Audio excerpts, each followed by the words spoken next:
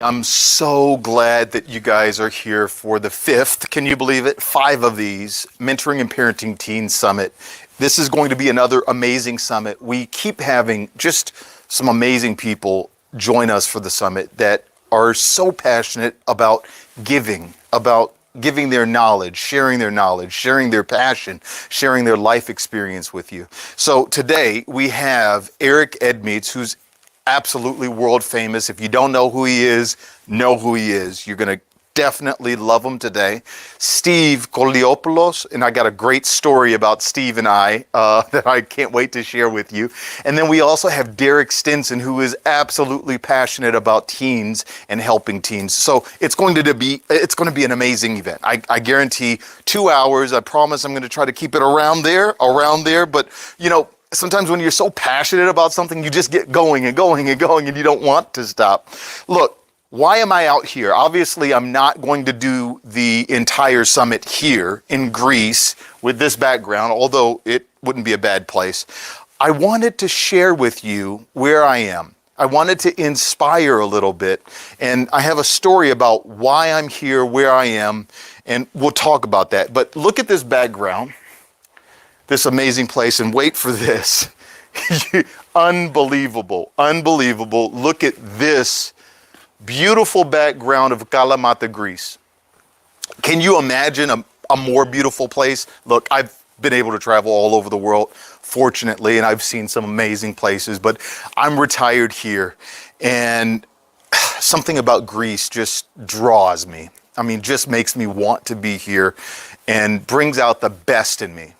And that's what I want to kind of talk about right now, is bringing out the best in yourselves, bringing out the best in the teens that you're mentoring, the teens that you have, bringing out the best in them. And oftentimes, our environment plays a huge, magnanimous role in ourself. Our best self, who we are inside. And sometimes our environment can really put out that beautiful flame that you have inside. It certainly did for me, and would have continued to do for me if I didn't leave California, if I didn't leave the hood, if I didn't get myself out of that environment. So if you don't know anything about me, briefly, I'll tell you, I grew up in California in foster homes, group homes, juvenile detention. Plenty of adults told me I would be dead or in prison before I'm 18 years old, and probably dead. I was crazy. My first arrest when I was 11 years old for armed robbery. So after my mom passed away when I was 12, I was left with no one. I had no family, no aunts, no uncles, brothers, sisters, no one to take care of me, no one to look out for me, and I had no light at the end of that tunnel. So I just was a really disturbed, bad kid. I did a lot of bad stuff. I did a lot of things that I regret to other people, but I can't regret too much because I'm here now. So I overcame my destiny, what I was just kind of born into, and I ended up being able to retire in my 40s or 20s in Greece. So look, my environment was stifling me.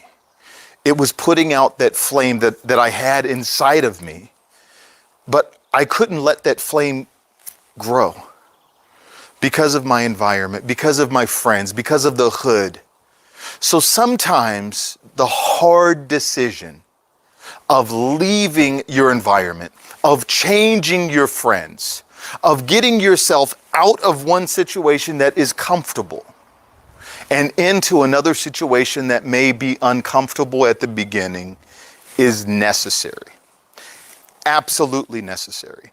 So I wanted to share that with you because sometimes we expect our teens or the teens that we're mentoring to become good, right? To do different, to have that passion for college, to have that passion for life or success. But they're constantly around the same environment, the same people that are negatively influencing them. And it could be people, it could be environment, it could be, unfortunately, you. So let's remember that sometimes it takes some drastic moves, some drastic measures, coming out of our comfort zone, pulling our teens out of their comfort zone in order to really ignite that flame inside of us, inside of them. So, I challenge you. I challenge you to be introspective. I challenge you to think, what are you bringing to the table? What are you offering to your teens, the teens that you're mentoring? And when I say mentoring, I don't always mean formally mentoring like CASA or Big Brothers Big Sisters or other amazing non-profit organizations. I don't just mean that. I also mean you could be an aunt, an uncle. You could be a surrogate mother. You could be a neighbor. Everyone has the ability to mentor and impact. And today we're talking about mentoring and parenting and impacting our teens and igniting that fire within our teens. But first we have to make sure that fire is within us, right? You know, it's often easy to sit on the sidelines and judge. But it's very difficult to look in the mirror and go, I'm the one who has to change a little bit. So I challenge you to at least look in the mirror and acknowledge the fact that you may need to improve, you may need to change in order to help not just yourself, but the teens that you're trying to impact, be it your own, be it teens that you're mentoring, be it your neighbor, your niece, your nephew, whatever. So, I didn't forget the story about Steve and I, right? Steve calls me up on Facebook and he's like, dude, I like what you're doing. I just saw some stuff, and we're both in this organization called Youth Speakers University, right? So we're both passionate about speaking to and helping our youth. And he says, man, we got to do something together. And I said, okay, let's talk. And I checked him out and I absolutely loved everything about him. But I'll share something that's really ironic. Talk about serendipity. Steve's family is actually from here. Beautiful Kalamata. He's actually from here and he lives in Mexico and was raised in the United States. Isn't that crazy? And I'm sitting here in Kalamata. Obviously, I'm not from Greece. Although some people have said, oh, you look Greek, Dave. I'm not. And I'm retired here. So it was really cool. It was really just so ironic to me that he's from Kalamata and I'm retired in Kalamata. He's in the United States or in Mexico from the United States and I'm from there as well. So your environment, his environment, it matters. I can't say it any differently. Be introspective, think about these things, and our passion is going to show today, is going to absolutely show today. So without further ado, I want to bring our host on, all right? Our host who's absolutely an amazing person, and I absolutely love everything about him. So let me cut back to the office and then we're going to get the whole summit started. I just wanted to share that and hopefully it resonates with some people. I love you guys. Everything about you, I love. Take care. Peace.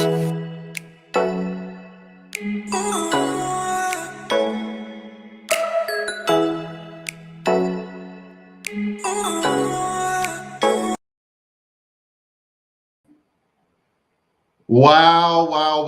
I hope everybody really enjoyed that background. I'm going to just leave it for just a little bit because I think it's absolutely amazing.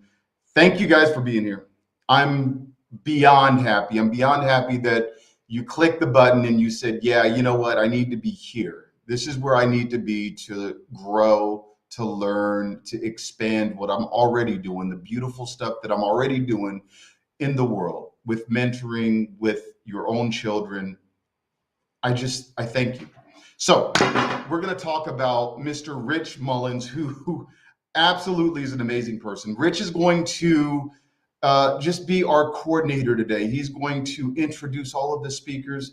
And I'll tell you, I really really love everything about Rich. He has such an authentic personality. Everything about Rich just says, "Yes, I'm here. I'm here for you. I'm here for humanity. I'm here to see people grow and help people grow." So, without further ado, I'm going to talk about Rich. I'm going to introduce him real quick. He's a husband of two teenagers. He's a youth mentor and co-founder of a charity, Hope Works, which raises funds and provides food, education, healthcare, and skills and to enrich people, kids in Zimbabwe. Zimbabwe. So his focus is to help humanity in Zimbabwe. So without further ado, I'm going to bring Rich on because, boy, I love him. That's why. So, Rich, my man. Hey, Dave Armstrong, Sensei Dave Armstrong. It's so wonderful to be here. Thank you so much for a beautiful introduction. Can I just check in on one thing? I think you said I was husband to two teenagers. I just wanted to correct that and just make sure everybody knows I'm a father to two teenagers and a husband to one beautiful wife.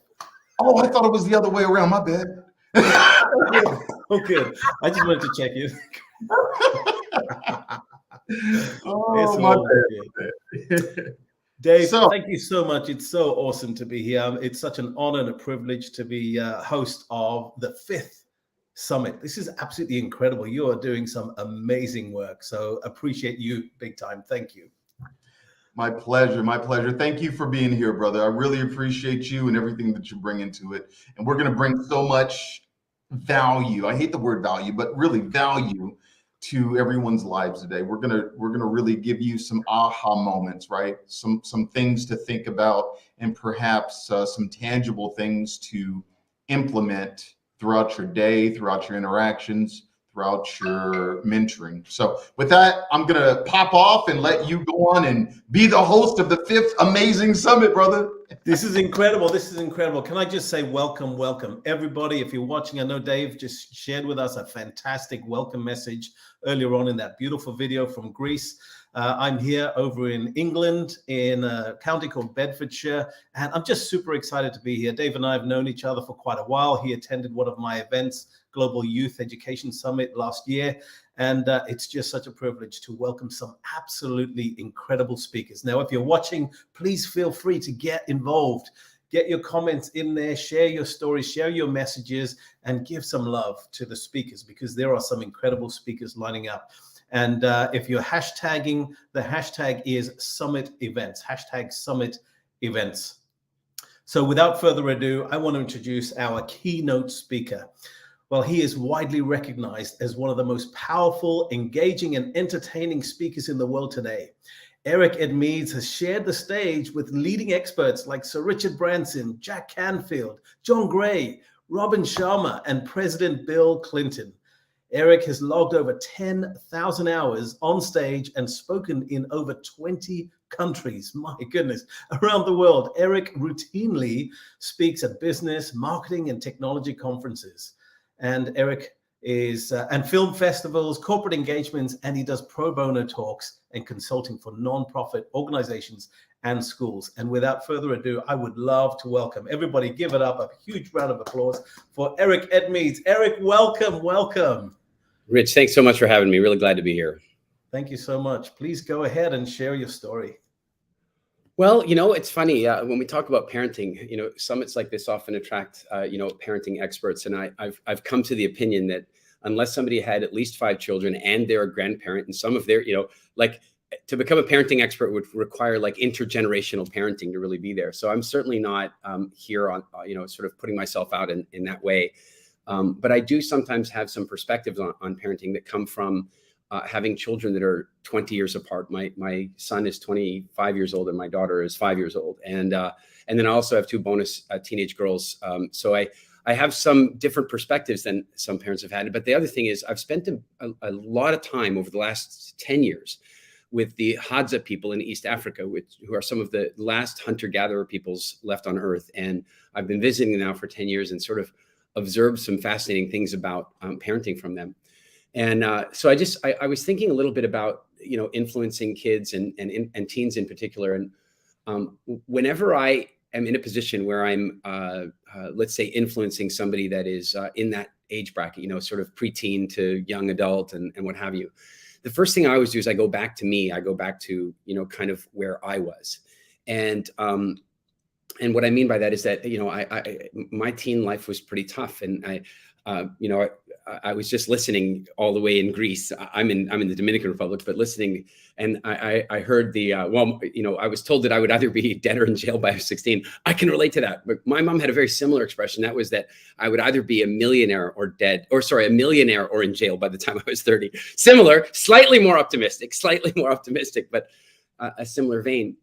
And I think I should start here is that at 15 years old, I spent, my parents had divorced and I'd gone through a lot of the turmoil from that. And I went off to go live with my dad, who was very recently sober and not really in the position to be a full-time father yet. And one thing led to another, and we had a major conflict, and that led to me leaving the house, unwillingly, I should say, but leaving the house. And I found myself homeless, and I was 15 years old and nowhere to go.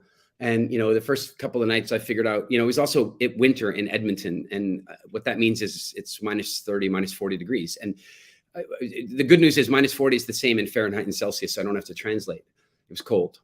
And so I had to get very creative about figuring out how to get by, how to get food, how to find somewhere to sleep and so on. And something that hit me quite hard about a year ago as I was contemplating that is that I'm kind of grateful that I wasn't in that situation in the summertime when it's really easy to sleep outside, when you could easily go find a park bench and crash out, and you could survive like that endlessly through the summer. In my case, I had to find solutions immediately, like the very night that it happened, I had to find somewhere to sleep. I could not rest on the comfort of the outdoors.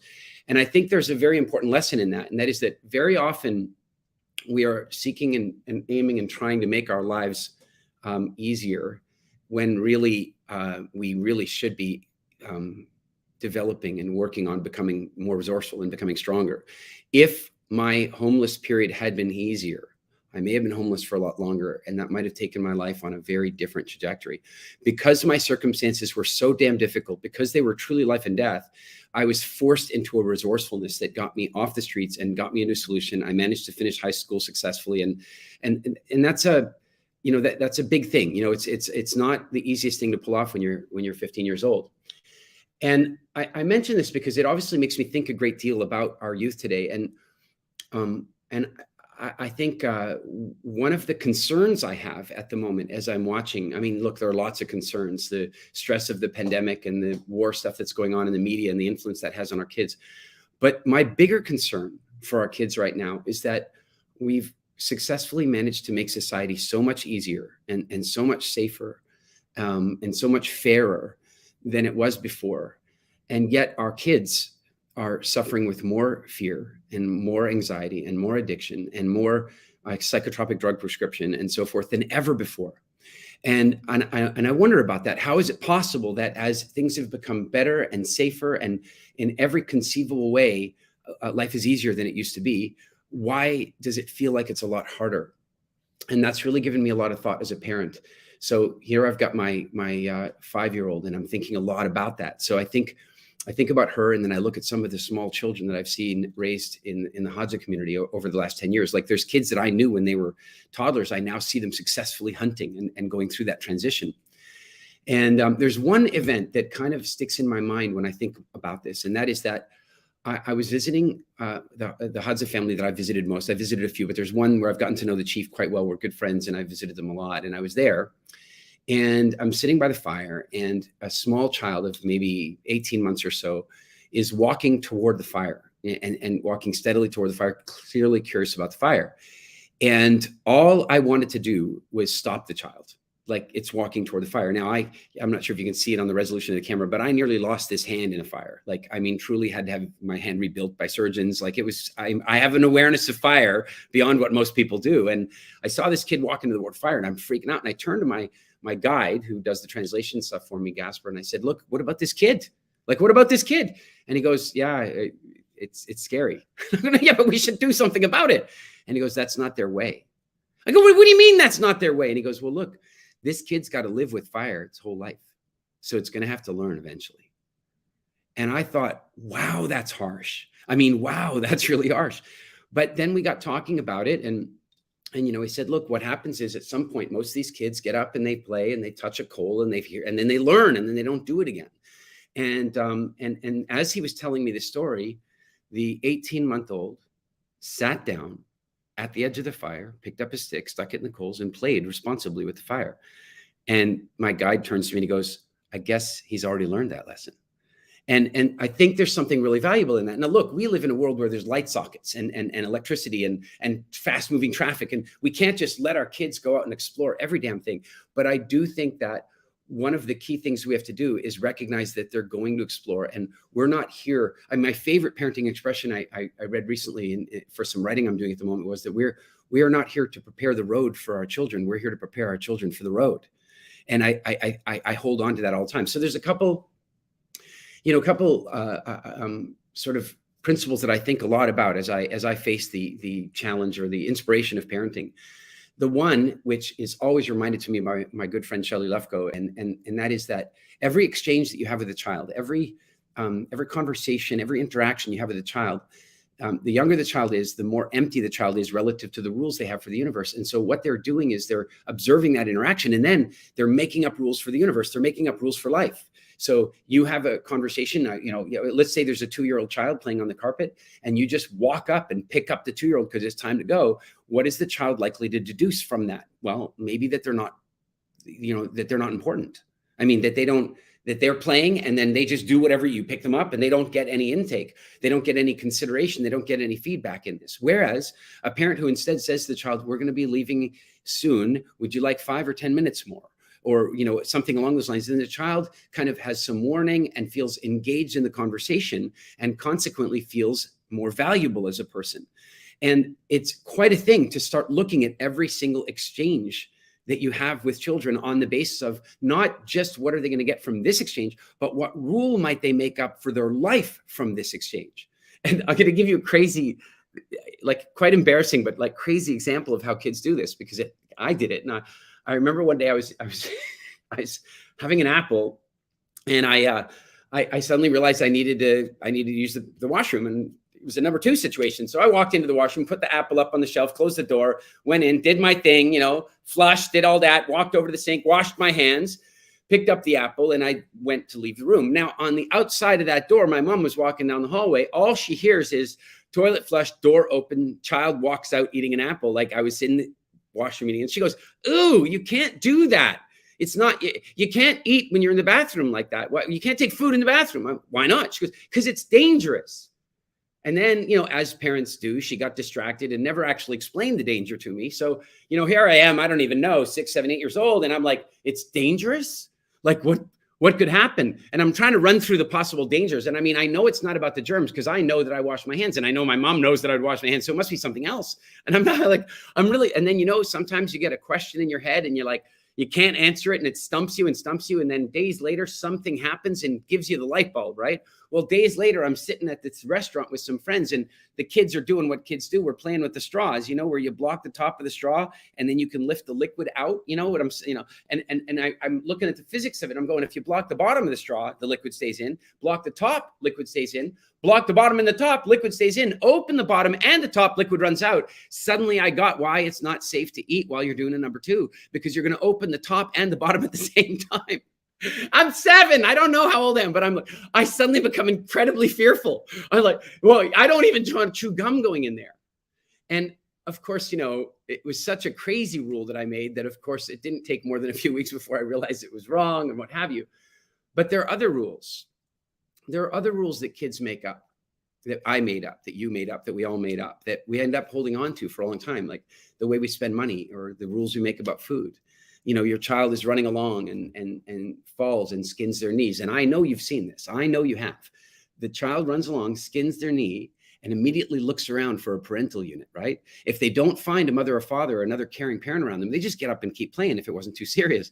But if they see mommy or daddy, different thing, right? Different thing. Very often that child might then respond. Well, if the child does respond that way, it's because they've made up a rule. And the rule is, this is one of my ways of getting affection. Or the rule might be a hug and a kiss from my parents are anesthetic. I mean, look, if I can kiss it better for you. Or the rule might be that I get cookies when I skin my knee. Or the rule might be that cookies are anesthetic to my pain. And then you wonder why at 30 years old, you're having a rough day at work and you want to eat some cookies.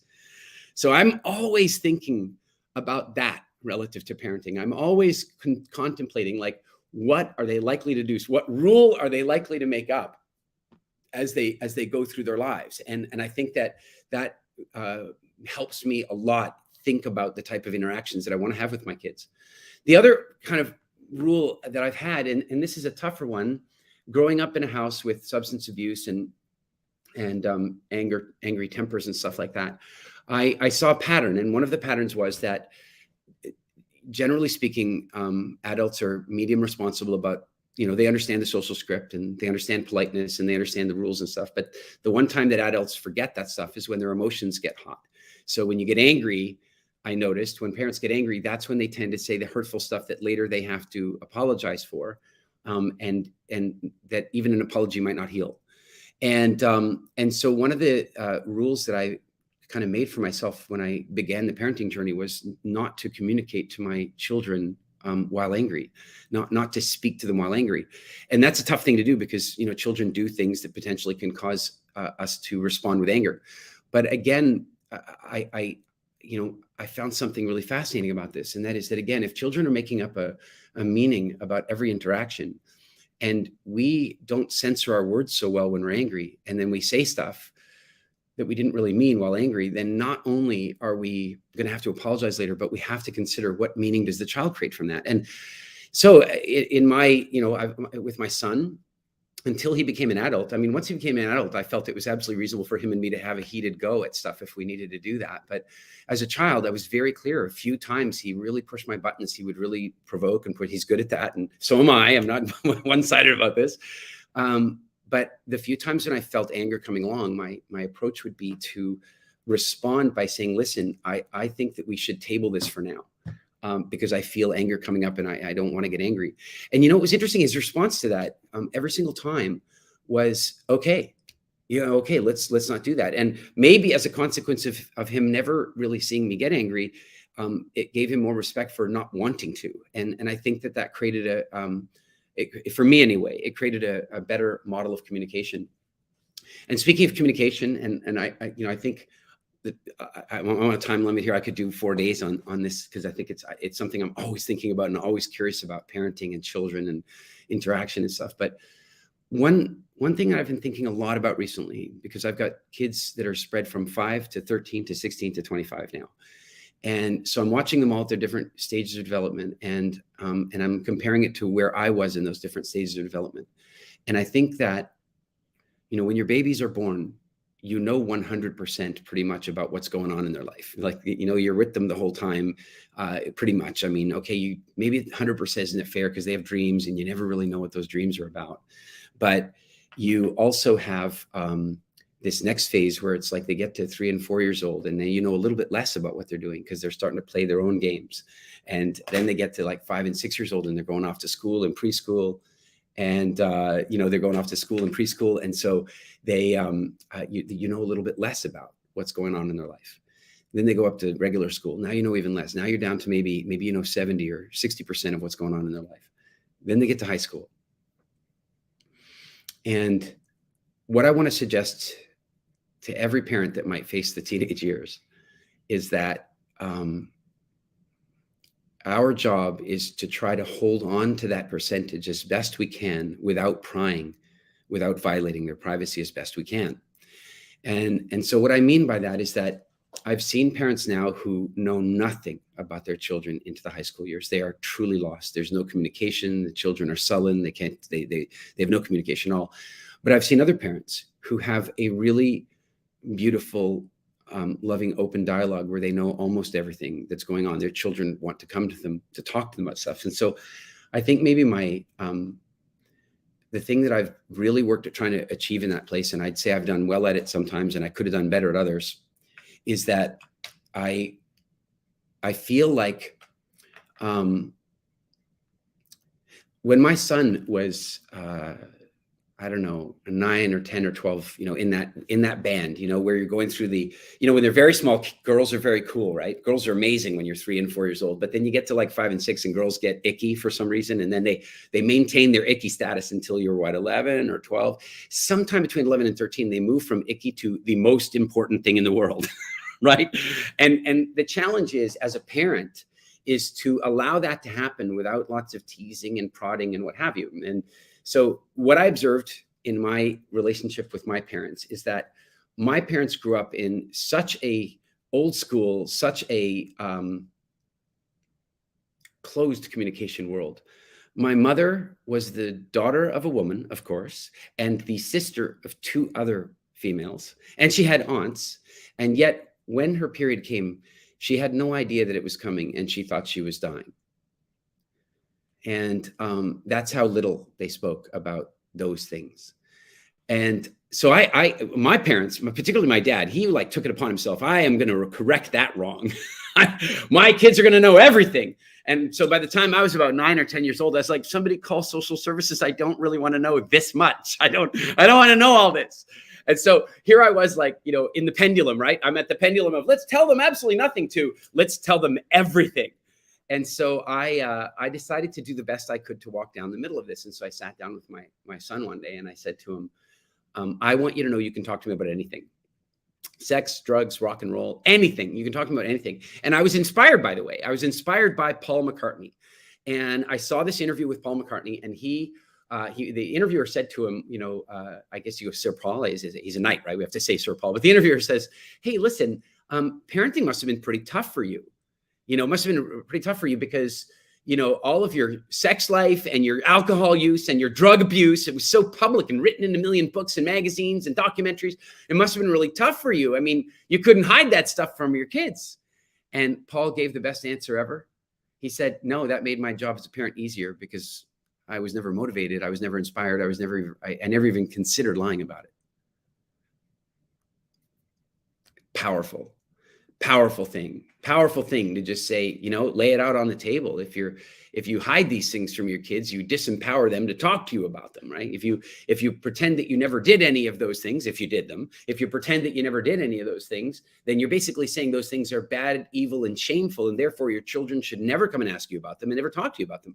Whereas I'll bet you, because Paul couldn't do that, his kids came to him and said, hey, Dad, was Lucy in the Sky at Diamonds about LSD? I don't know. I don't know what they asked him. But, what I wanted to do is walk that ground as well. And so I told my son, look, it's all open.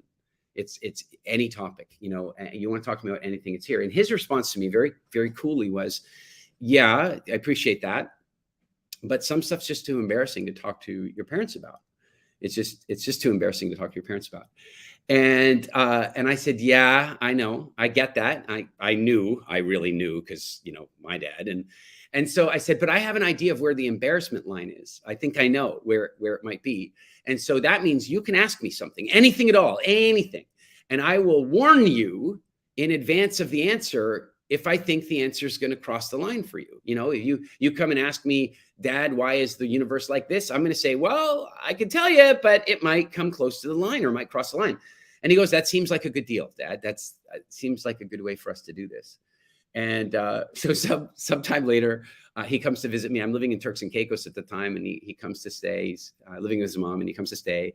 And I have to get some work done. I got to get some work done. So I said to him, look, you give me 1 hour, because he's asking me a million questions, right? A million kid questions. And he's now in that buffer zone between kids are icky or girls are icky, and they're soon going to be all important. He's in the buffer zone. I don't know where he's at. And I know that the worst thing to do is go, oh, are you interested in girls yet? No. I want to allow it. I want to nurture it. I like the metaphor. It's like, I want to be like the archaeologist who's just dusting it off and allowing it to, I've discovered it with you, no. So, all right. So he's asking me a million questions. I say to him, look, can you give me 1 hour? Give me 1 hour and I will get my work done. And then I'm all yours for the rest of the day. We'll go jeeping, we'll go beaching, we'll do it all. And he goes, okay. And he sullenly leaves because he doesn't want to give me this hour. And he's such a smart kid. He's smarter than me by far. And he walks in about 15 minutes later. And this time, instead of asking me all these kid-centric questions, he instead asks me work-related questions because he knows I'm working. So he's like, oh, well, I'll get rapport, he says. So he walks in, he goes, Dad, did you guys work on the Transformers movie? And, I owned a special effects company at the time, and we'd done some, blown up a building for Transformers. And so I'm absentmindedly working away and answering subconsciously, like not paying attention to the conversation. So I go, yeah, we did. And he goes, what did you guys do for that?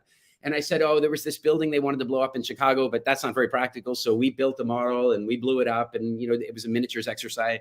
And I'm sort of describing all this to him while I'm working. So I'm not totally paying attention to the conversation. And then he asks me, he goes, what do you think your favorite, like there was a lot of cinematography, like a lot of interesting photography in the movie and special effects work that we did. And he goes, what do you think your favorite shot sequence was in the movie? And absentmindedly, forgetting that I'm talking to my probably 12-ish-year-old son, I go, well, it might have been that scene with Megan Fox running in slow motion through the...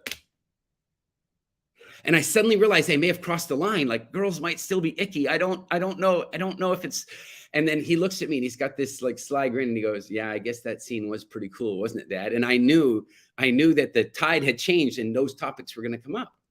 So very shortly after that, he mentions to me, Dad, I was thinking I might go to the gym and I might do some working out. And I said, well, that's great, because it's super cool it really does help with meeting. It does help with meeting girls. Like, girls like that. And I go, and he says, why do they like that? And I said, well, it's instinctual. I think, there's certain instinctual reasons that they like physical fitness and stuff like that.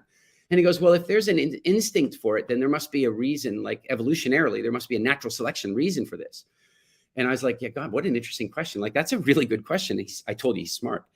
And I go, well, they really like, good strong chests and good arms, and they like strong bums and legs. And he goes, well, what's the evolutionary reason for that? And I said, well, with the chest and arms, it probably indicates strength and good hunting and defending and, that kind of thing. And he goes, what about the legs and the bums? And I go, I don't think I can tell you about that one. And he goes, why? And I go, yeah, the embarrassment line. It gets into that other conversation. And he goes, oh, go ahead, try, he says. Now, listen, if you're a little sensitive, this is the conversation I have with a teenager. So you bear with me, but this is what happens. He goes, well, what about the legs and bums? And I go, well, I can give you part one, but I think part two is on the other side of the line. And he's like, all right, part one. I go, part one, well, strong legs and bums. They can run, they can jump, they can climb, makes them a good hunter, all that stuff. And he's like, okay, excellent. That's great. He goes, what's the other part? The part that's on the other side of the line. I go, I really, and he goes, no, give it a try, Dad. And I said, and this is very important. You got to listen to the language here. I said, well, I imagine that by now you understand the biomechanics of procreation, right? I want to use the most antiseptic language I can find, right? I'm not saying I think I understand, where babies come from. No, I want to use you understand the whole biomechanics of procreation. And he goes like this, yes. And I go, well, strong bum and legs indicates, a better capacity for procreation, better thrusting. He was like, a boundary reached, but we had fun with it. We had fun with the conversation, and it showed that we could touch on the embarrassing stuff. And so I can tell you the continuation of that story is that a little while later, a couple of years later, he taught himself German. He taught himself German with an app, Duolingo or something. And as a kind of reward for that, I wanted to send him off to Germany to a summer camp. And so I did. And he called me on the final night of the camp, and he's maybe 15 or 16 at the time. And he says to me, Dad, I've met a lot of guys here and we've had a lot of fun. It's our final night and we're going to go out partying and stuff. And I know that some of the boys, they're going to drink some beer. And he goes, son, I don't really want to be left out of that. And so I'd like to be able to do that with them. And I'm curious about your opinion. And I want to know if you have any warnings for me about that. And in that moment, I had goosebumps over my entire body.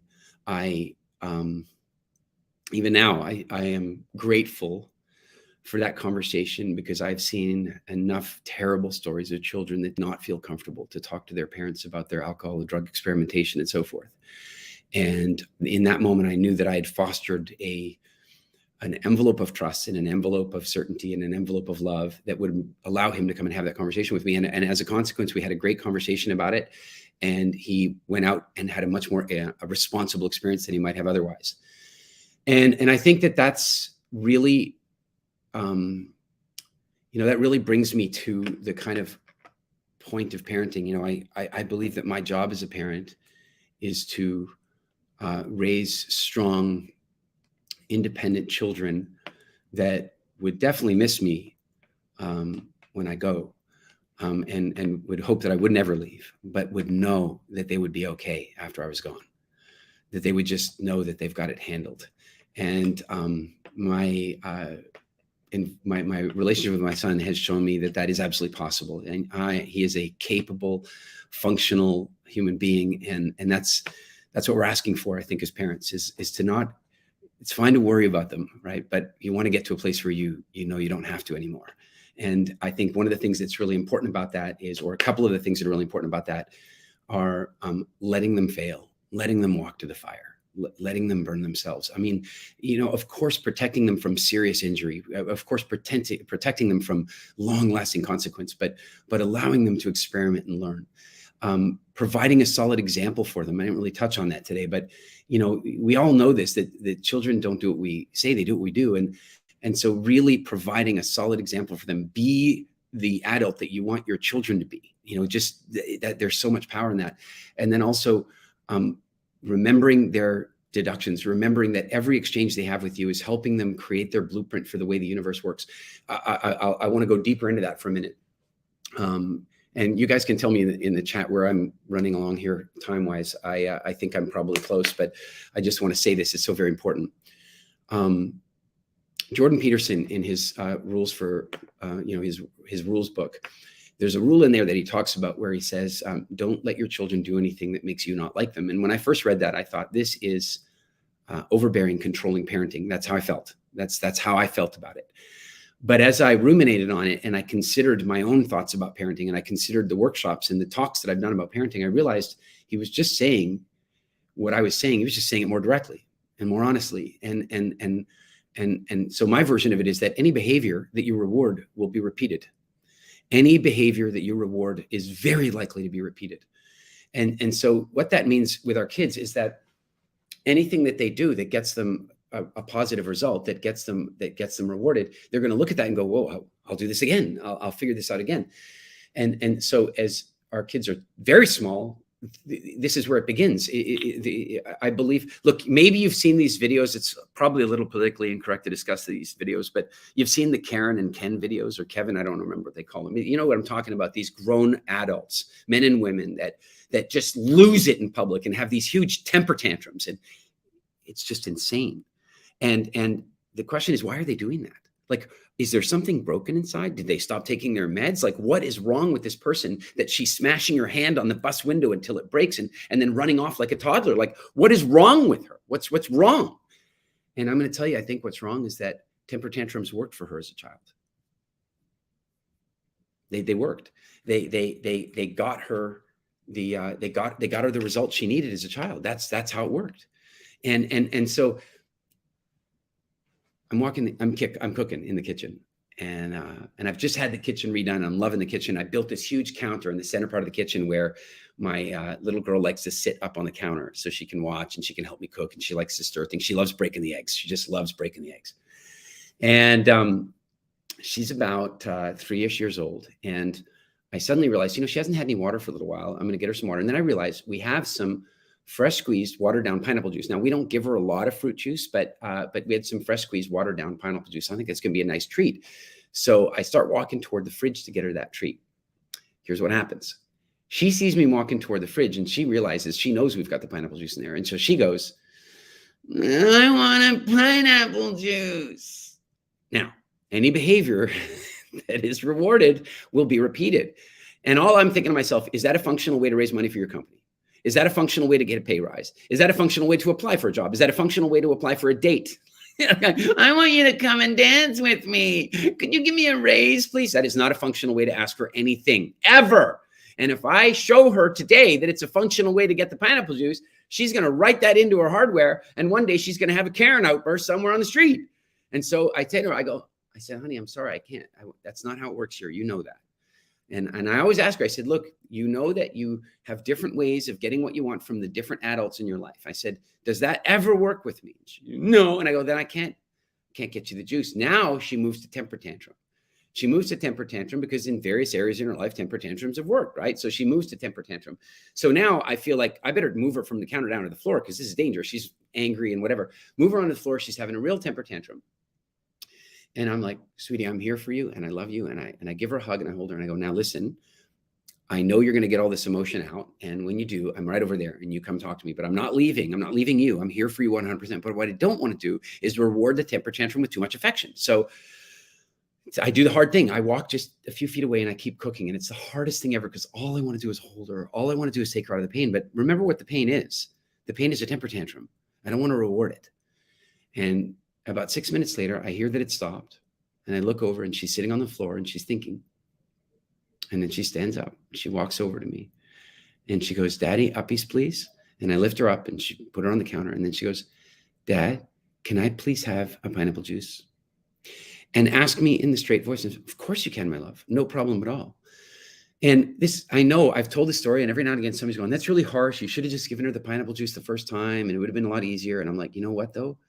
She almost never has temper tantrums around me. Almost never, barely ever whines about stuff. She will openly tell me the difference between crying to get attention and crying because emotion is coming up out of her. And she knows the difference. And so I think that the same principle applies all the way through as we are parents.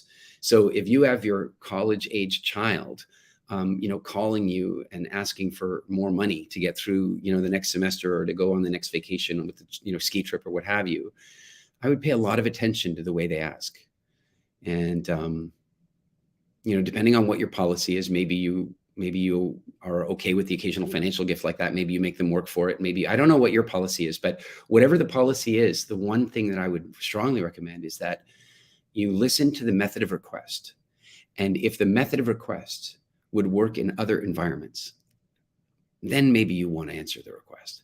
But if they attempt to use guilt trips, well, the other kids are going, and the other parents are cool. If they attempt that type of thing, then I suggest no is the right answer. Because otherwise, you're teaching them an ineffective way to get what they want from the world. And they're going to get a rude awakening when they get out there, when they go and try and ask for a date like that, when they go and try and ask for forgiveness like that, when they go and try and ask for a job like that, when they ask for a rise, when they try to raise money, nothing like that will work. And so that issue of remembering your children's meanings, what meanings they're creating, what rules they're designing in your interactions with them, I think is maybe one of the most important things we can do for our children. That and not overprotecting them. One last thought I have about that, and this is applicable to our kids that are of age of, I guess anything from, 5 to teenage, and that is how much freedom do you give them? And I was recently speaking at an event and I asked the kids how many of them had routine free play time where they would just go do their own thing, or their kids or their parents would drop them off somewhere with some pocket money and then they would come pick them up a couple hours later, drop them off at the mall or drop them off at the ice rink or something like that. And it turned out the kids were getting so little of that time, so little. There were some children that had none of that, literally none of that. They were picked up from school. They immediately had activities. They went to the next thing, they went home and so on. And so of course I asked the parents, what drives that? What causes that? And it's well, so dangerous out there. It's so dangerous out there, so dangerous. All the kidnappings and the pedophiles and the violence and so on. So I have a question for you. Since I grew up in the 70s and I was allowed to play the streets and I would wander my way home from school. And even as I got older, my curfews were generally 10 or 11 o'clock at night. I had a huge amount of ability to self-direct my time and my entertainment and what have you. Huge ability, huge free play times. The kids don't have today. My question for you is, how are the crime rates today compared to when I grew up in the 70s? They must be so much worse today, based on the way we parent, based on the way based on the way society expects us to parent. The crime rate must be so much worse. But here's the joke. According to the United Nations, in developed countries around the world, the crime rate, especially of those types of crimes, is less than half of what it was when I grew up. And yet we are being so very protective. We got to let our children play. We got to let them have experiences. I'll finish with this cute little note, and that is that my girlfriend, her daughters, they're gorgeous, amazing animals. They're just the best. I love having them in my life. They're truly outstanding children. And at one point, they were coming to visit with us in Cabarete here in the Dominican Republic where we live, and they're coming to stay on the beach, and they're very excited. And Kirsty, the mom, she says, her daughter starts going to some of the parties and stuff, and her mom says, I just hope she doesn't get her heart broken. And I said, wow, I hope she totally does. I hope she has a huge heartbreak. I hope she has to listen to sad songs and cry about it, because that's what it's all about. We've got to let our kids experience the full texture of life, the full texture. And yeah, of course, we want to protect them from the worst stuff, of course, but we got to let them get out there and experiment, and we got to let them suffer the consequences and enjoy the rewards and all that stuff. We want to build strong, resilient, independent kids, not bubble wrapped, protected, fragile children that constantly appeal to authority because that's the way they've been brought up. The world that we are growing into right now is super exciting. And it really is full of incredible opportunity. And it is going to require tough kids. It's going to require tough, smart, independent kids. And so our job, I think, is to help them become that. And so I can't say I can't say I get it right all the time. I do the very best that I can. And I'm always inspired. I go out and I speak at schools. Recently, I spoke at a school in Tallinn, Estonia recently, Rocca, and I met some just outstanding kids. It's a school that has such a great education model, and it just gave me a lot of hope. They're doing a great job with those kids there. And I bet you so many of you that are listening now are. I just want to offer one last thing. Sometimes when I speak about this stuff, and actually the joke is most often when I speak about parenting, I'm not even there to speak about parenting. Mostly I speak about nutritional anthropology and human biology and psychology and that kind of stuff. And parenting factors into that. And then I often share a couple of these little principles. And then people come up to me later after, when they want to come and talk or get selfies and stuff. And they say, Eric, now you've said all this stuff. I feel so horrible. I feel like I totally failed. I made every mistake you just talked about. So did I. Our job is not to get it perfect. Our job is to get it right as much as we can. So if anything I've said today has made you think, oh, I messed it up. No, you didn't. You did the best you could with the information you have. And now if I've given you something new to think about, then great. I'm thrilled. I'm really glad. I'm super happy. I take it forward, learn from the stuff that didn't go exactly right, and do the best you can from here on. So with all of that, it's just, it's always an honor and privilege to talk about this all important topic. I am always honored when somebody asks my opinion about this. And so I want to thank you guys for having me here at the summit. And I appreciate it a great deal. So thank you guys all very much for having me. Wow. Thank you so much, Eric. That was absolutely incredible. Do you know what? I really love the way that you just shared stories. You shared some insights, practical insights by sharing your own stories and your relationships. I've got a couple of teenagers myself as well. And I was howling through some of that talk as you were going. I could see it, experiencing the same conversations with my, I think it was a 7, 8, 9, 10-year-old kid driving to a dude's day out. We have this dude time that we have. And I decided, right, now's the time to talk about the birds and the bees, we call it in England. And halfway down the road, he's like, Dad, you're freaking me out. Stop already. You're freaking me out. So I knew that wasn't the year to go and do it. And I could just see the way you're talking to your daughter about the pineapple juice. And there's so many incredible messages that you instilled in that conversation for us. Eric, I just want to say thank you. Thank you for sharing your story, your time. I know you're going to join us a little bit later for the panel conversation, and hopefully there'll be some interesting conversation happening afterwards and in the chat. Everybody, as you're watching, please do feel free to share your insights, your stories, really connect with us, and use the hashtag summit events. And with Eric, you can go and actually check him out on his Instagram page at Eric Edmeades, EricEdmeades. You can check him out on Instagram, and definitely go ahead and visit www.getwildfit.com for life-changing programs to improve your fitness, health, and immune system. Eric, thank you so much for joining us. This was an incredible keynote speech. Thanks once again. Cheers. Now, guys, we are moving ahead. We're moving really quickly. We've got up next another guest speaker, Mr. Steve Koliopoulos, good friend of Dave. Steve was a former basketball star turned club head. And having had a spiritual awakening, he pivoted to a father of triplets. Hey, Steve, I'm a twin, so I can only imagine what triplets is all about. And Yeah. public speaker. He now lives in Mexico to be of service to others. Steve, welcome to the stage, to the virtual stage. Thank you so much for your time. Please take it away. Rich, thank you for that. Eric, thank you for that talk. Like I enjoyed it too, pineapple juice and all those intricate stories about his children. It's absolutely lovely. It's my honor to be here. I'd like to thank you, Rich. I'd like to thank Super Dave, Sensei Dave, for organizing this and inviting me. It's truly an honor. And anybody that's on right now that is watching this live stream is putting in the work. And I'd like to take a moment and acknowledge these mentors, these parents, these uncles that are taking time from their Saturday and that are devoting their time to this summit, because you know what? They are doing it. And Josh Shipp, the university that Dave mentioned that we are part of, he has a quote, and Dave has a similar quote to this. Every kid is one caring adult away from being a success story, right? And you guys are the adults for being here and participating in this event. And I'm very grateful to be part of this. Now, I'm going to share a story with you guys, not many stories like Eric. I'm going to share one story. And there's going to be one secret, that a special message that I have at the end of this story. But amongst it, there might be some secrets sprinkled throughout, right? And it's a story about a grandfather.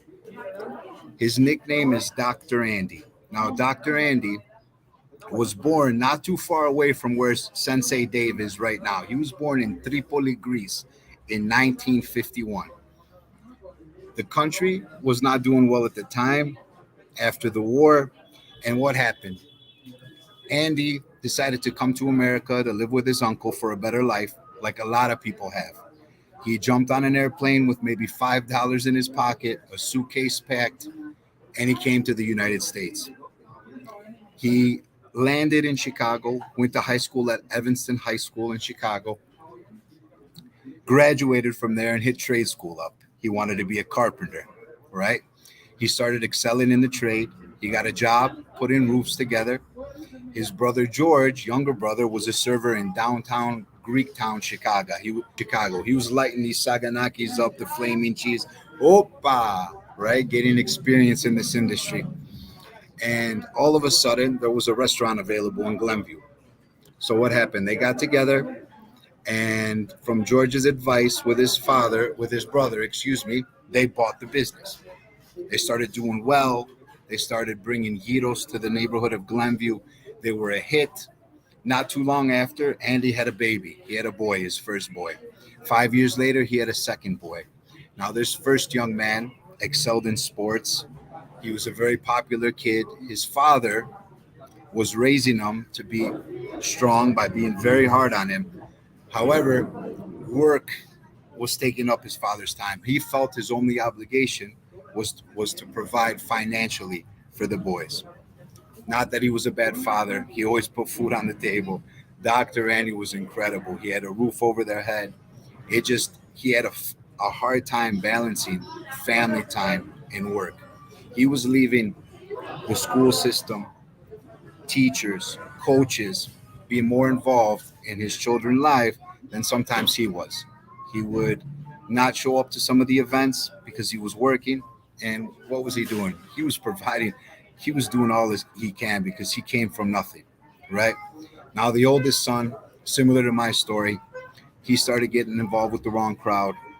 And sometimes when you don't ask questions to your teenagers and you're not involved in your teenager's life or paying attention to even bloodshot eyes, it could be as simple as that. And seeing who they're hanging out with and what they're doing, it's very easy to take that wrong path and start hanging out with the wrong kids. So what happened? It got worse. He started experimenting with drugs heavily. He started drinking. He started getting arrested. He got into this nightlife, and what would happen?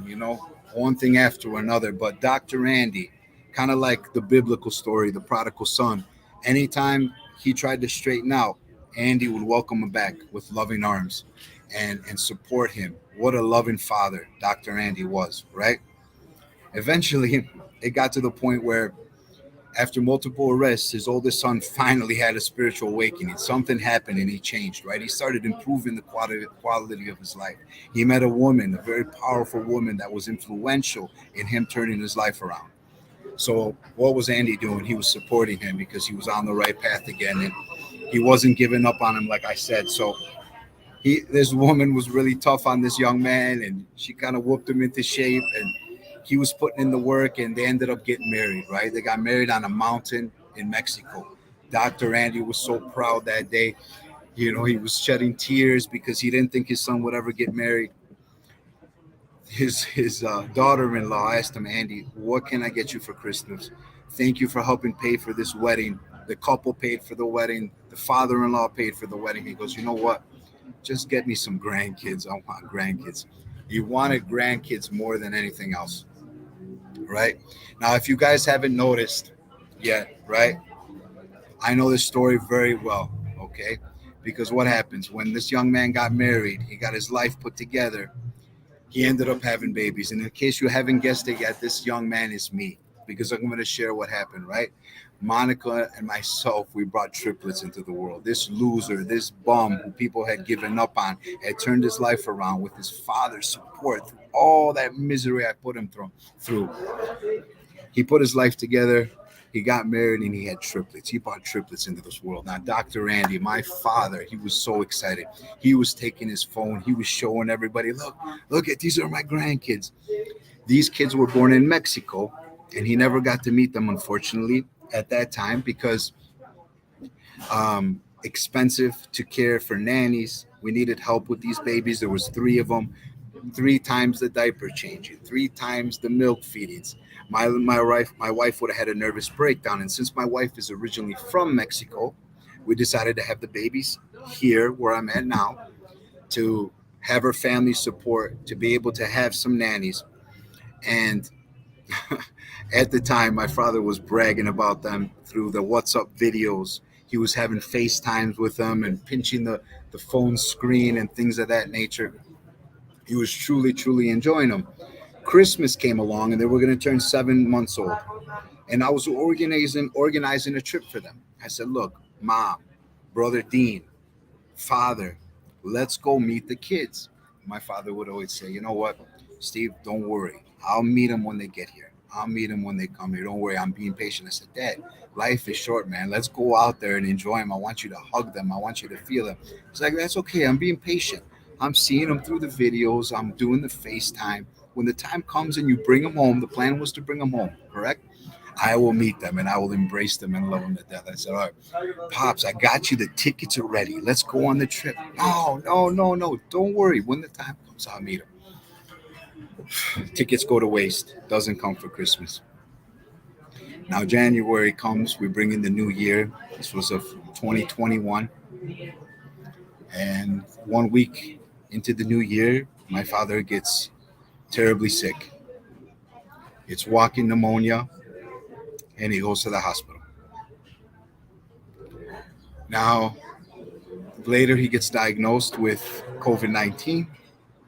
My father had a heart condition that he had shared with us 2 years before, where he was born with this small atrium, it's called, and it's really impossible to do anything for it. Now, you know where the story is going, right? 1 week after going into the emergency room, he was put on a ventilator. And 1 week to the day, he was gone. So I get a little choked up every time I share this story, and it's a powerful story because 1, I want to give respect and honor to my father, and 2, it still breaks my heart that he never got to hold or kiss those 2 beautiful little girls and that 1 beautiful little boy whose middle name was given from my father.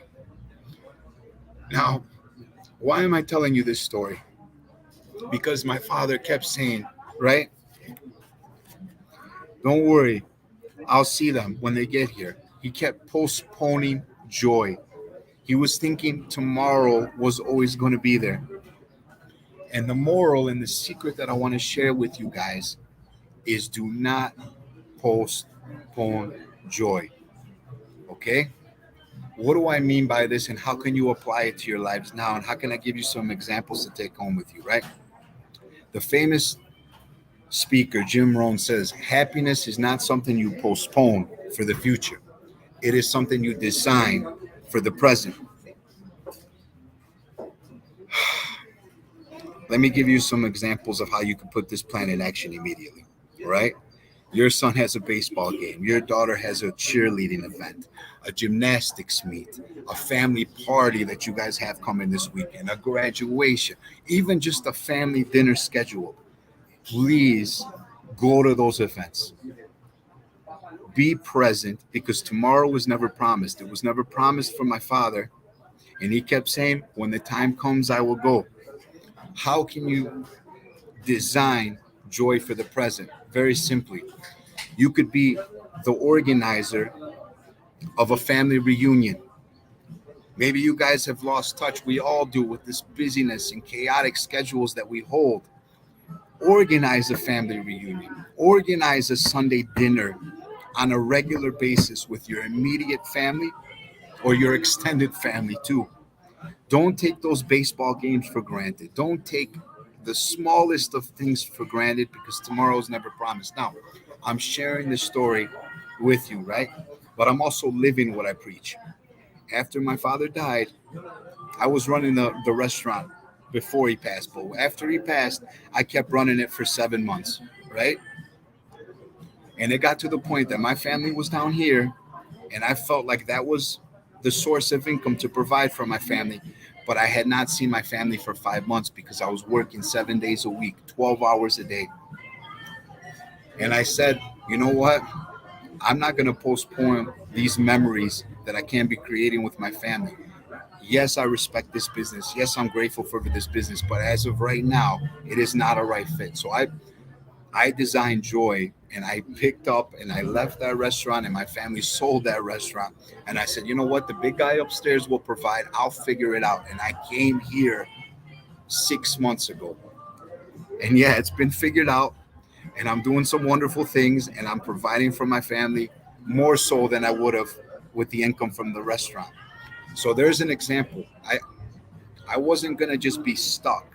I said, no, I'm going to create memories, and I don't care how it's going to happen, but I'm going to put my family first, and I'm not going to miss out on them growing up.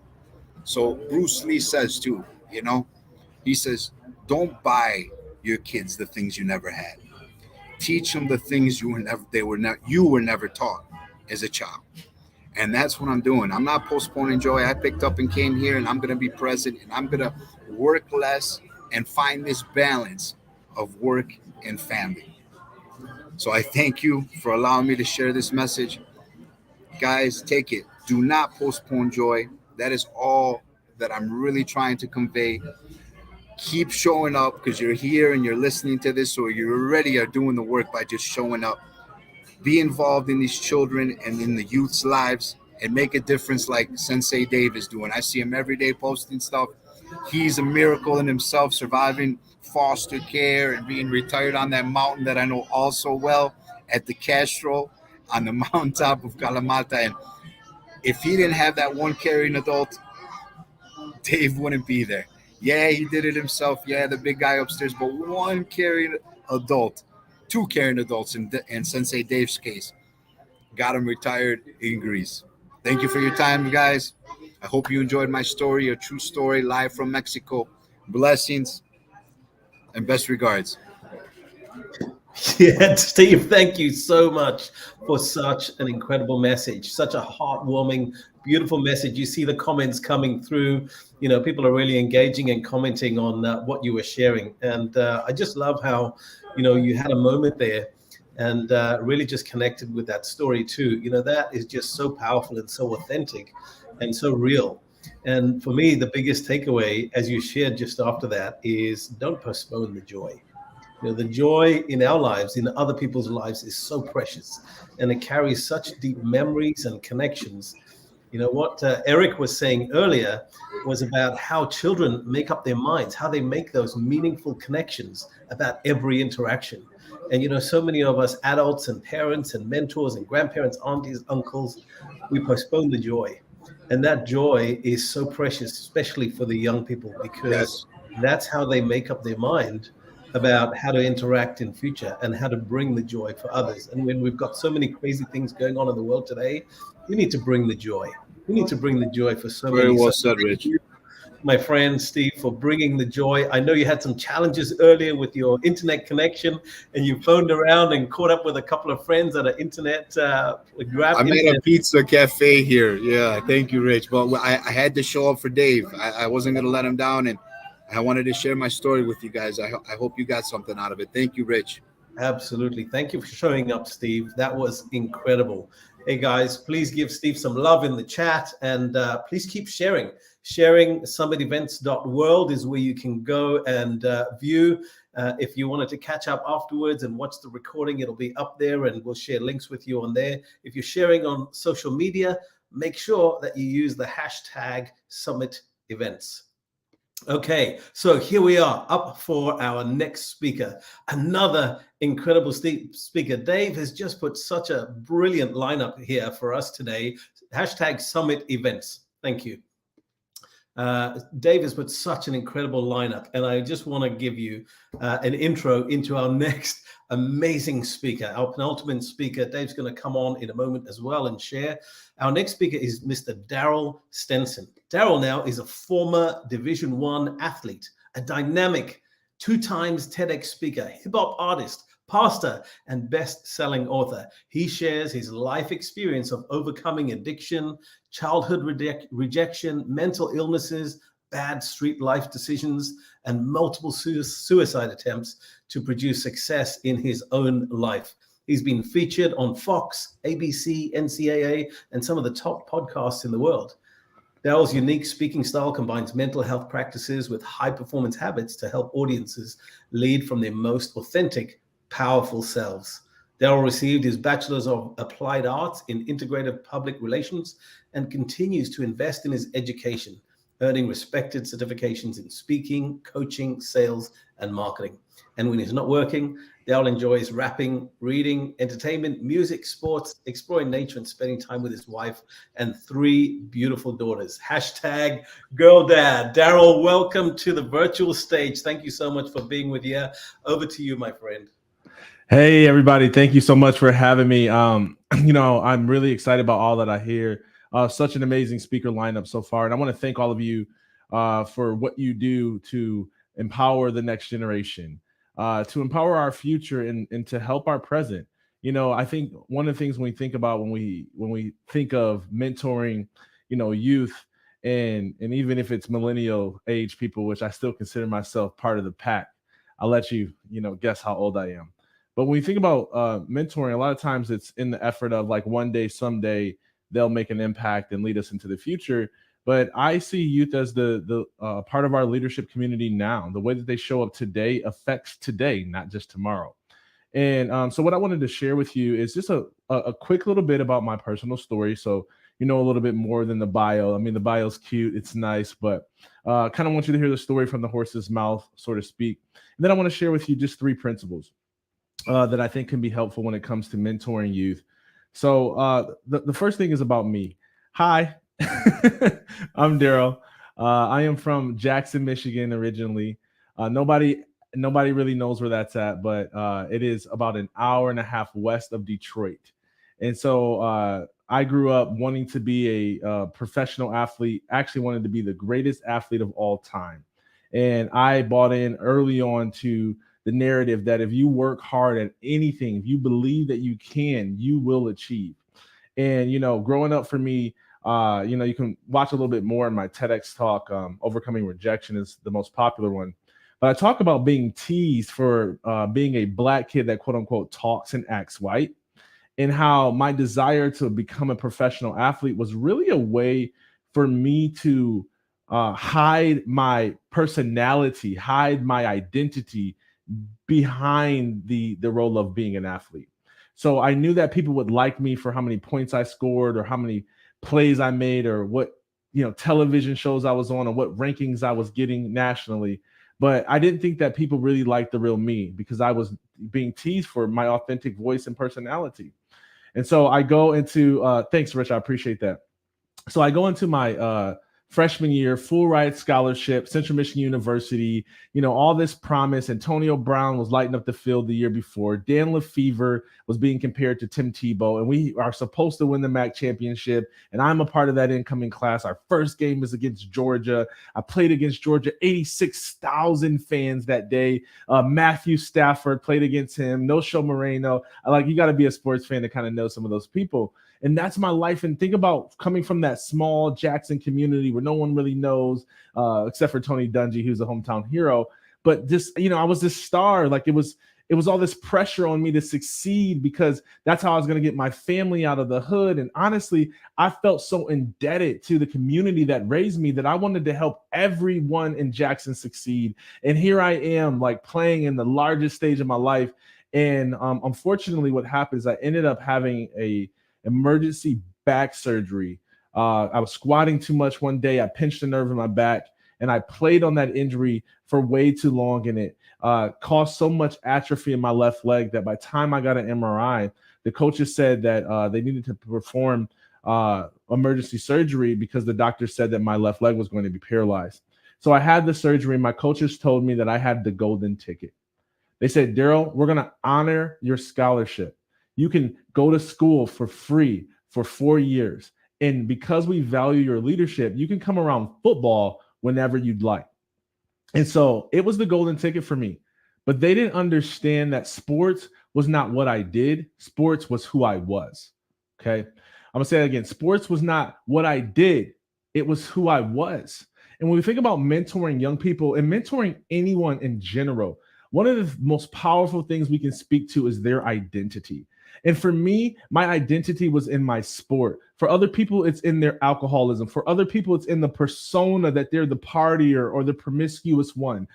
Everyone has an identity that they attach themselves to that's usually an external facade, and it's not really an internal reality.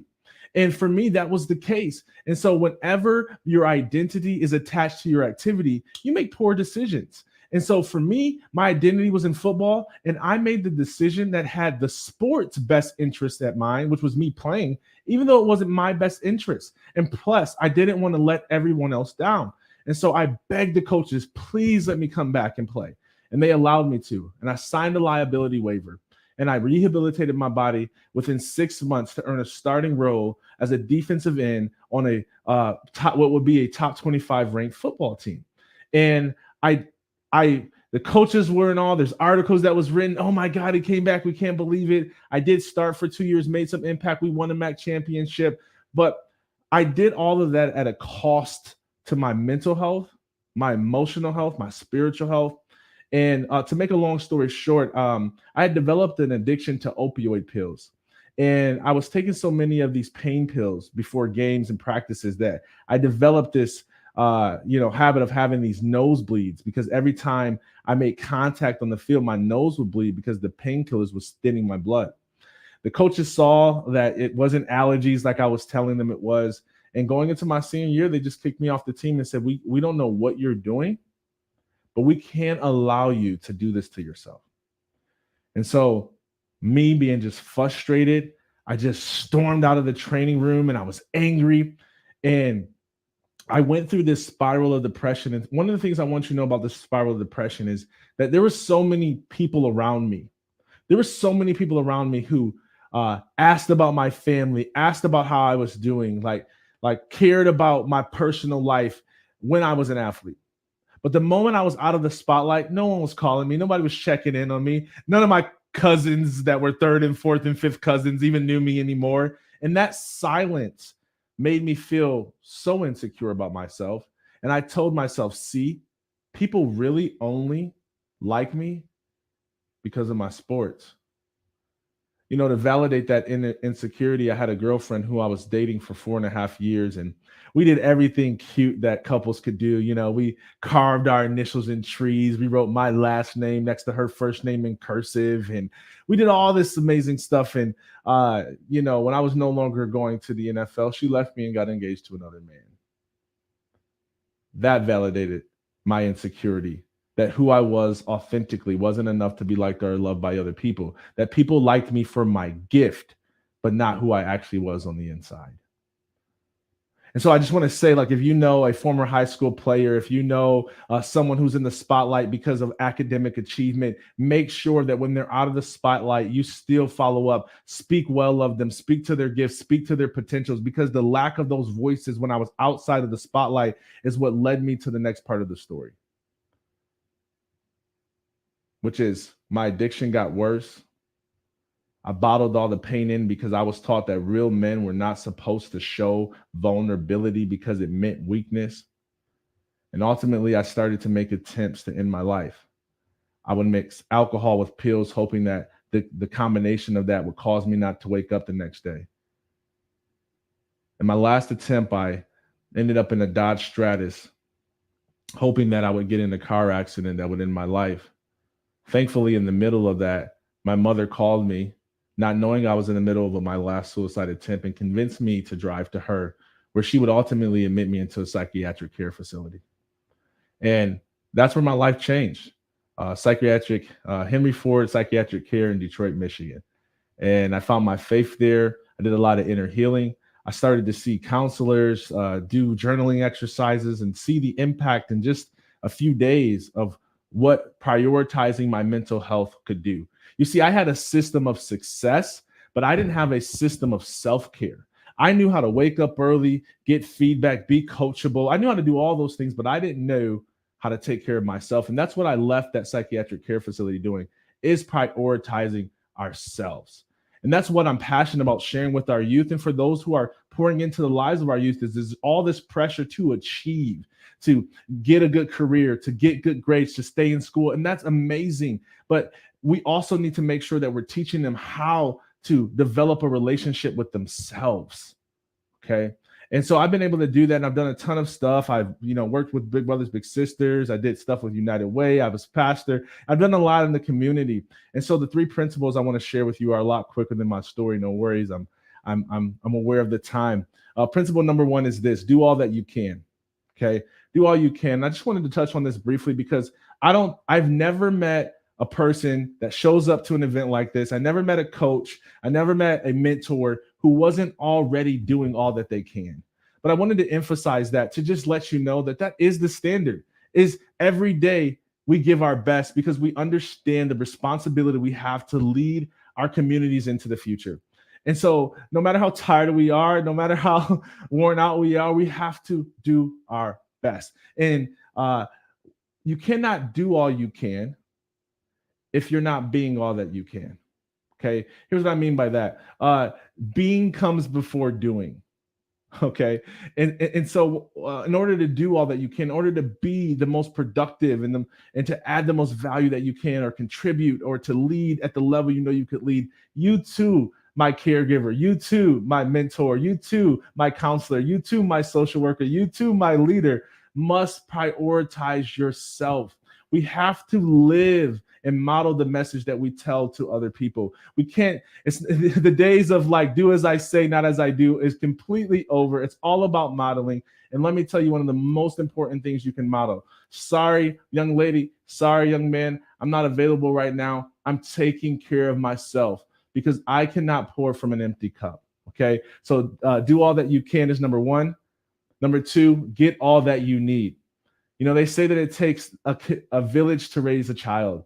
I'm a product of that. The amount of pastors, the amount of leaders, the amount of friends' house who I stayed over when I didn't have anywhere to stay, like the amount of people who gave us money so I could afford AAU travel basketball. Like there's so many people that I didn't even know how to say no to some people for our wedding. It's just like, it could have been 2,000 people there because that's how many people have stepped in to help this little boy from Jackson. And so it takes community. You cannot do it alone. One of the stories I wanted to share with you was about a guy named Obed. Okay. This is a couple of years ago. I was really out of shape. I'm more in shape now. And I was running around my neighborhood, like struggling to get to like a half a mile. And I see these group of youth age students, and they're playing on this rim that can't even be like 9 feet. and they're playing, they're talking junk. And this guy who I would know, name is Obed, came up to me and was just like, man, check up. You're not trying to play. And I'm like, he doesn't understand. You know, I was ranked 79th in the nation back in the day. I still got a little juice in the knees. Like, he really doesn't want any of this smoke. But my internal athlete is like, man, I want to dunk on this kid because I ain't dunked on nobody in so long. And I know the rim is short enough that I can pull it off. So he talked junk and I was like, I'm not going to do it. And I kept running. And I told myself, when I finish this workout, if I got anything left in the tank and they're still there, I am dunking on him. So I come back around. Sure enough, he's like, oh, you came back for some more? Oh, come on, man. Check up. So I checked up. I said, let's play the three, because I knew that I couldn't last any longer than three. Boom, shook him, layup, boom, shook him, jump shot. For the third shot, I just got prideful. I was feeling it. I knew I was going to dunk on him. I asked his brother to hold the phone. I counted the three. I gave him a jab step to the left. I went to the right, the strong side. I went up and I dunked on him. Felt amazing. It felt amazing. Then I go home feeling all good. Can't wait to tell my wife and my three beautiful daughters that daddy still got it. And I go home and I'm telling them this story. My wife's embarrassed. Like, what are you doing? And then I hear a knock on the door. And it's the guy I dunked on. He says, sir, I don't know if this is okay, but I wonder if we can play again. And I could tell by the look in his eyes that he had never had a role model, a male figure, take interest in his life like that. And I didn't know what to say to him. I just said, yeah.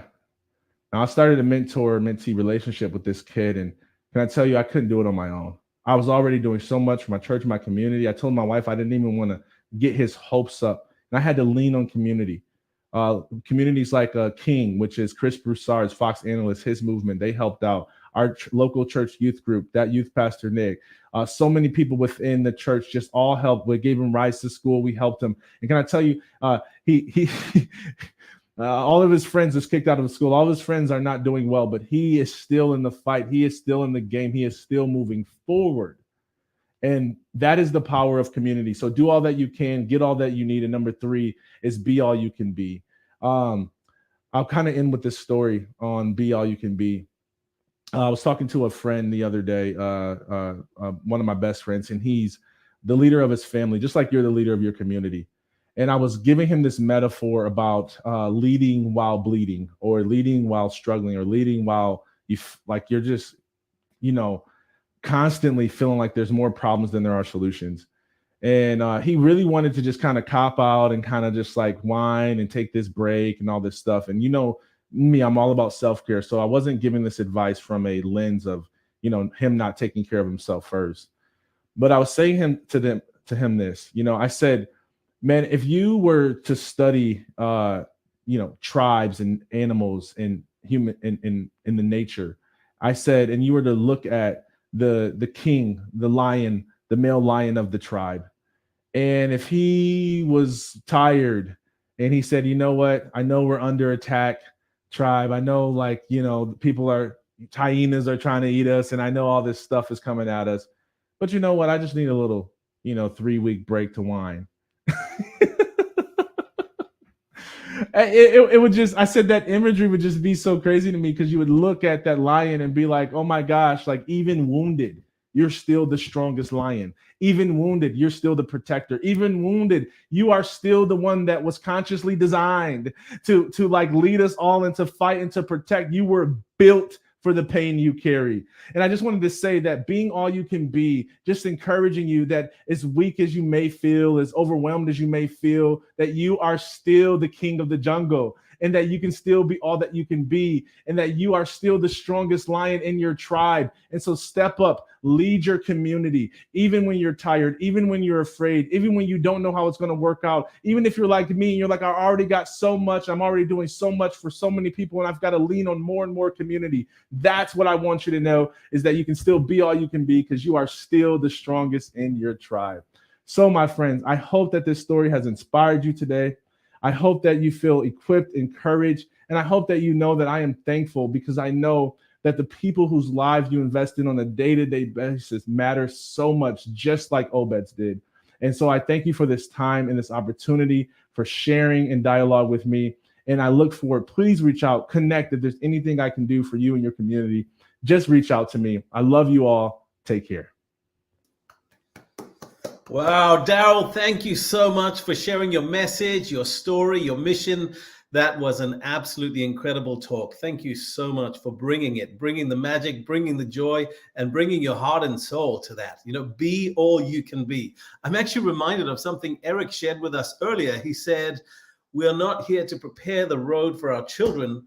We are here to prepare our children, the young people, the youth, the people we mentor, the people in our community.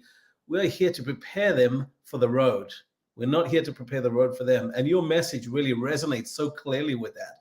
You know, how we prepare those young people for the road ahead. And, you know, just by hearing your road, your journey, your mission, that was just so incredible that, you know, you got a chance to share your own life experience and story. And hopefully young people can watch that and go, you know what? I'm not going to make those mistakes. I'm going to take good care of myself, because it's not about being attached, having my identity attached to just activity. You know, I am going to be, before I can do all I can do, I have to be all I can be. And so when activity comes first, that silence is lonely. And I really heard that story, and it so resonated deep in my heart that when you shared your journey out through that and the mission and message you're doing. Daryl, thank you so much for sharing that with us today. I appreciate you. I appreciate your time, brother.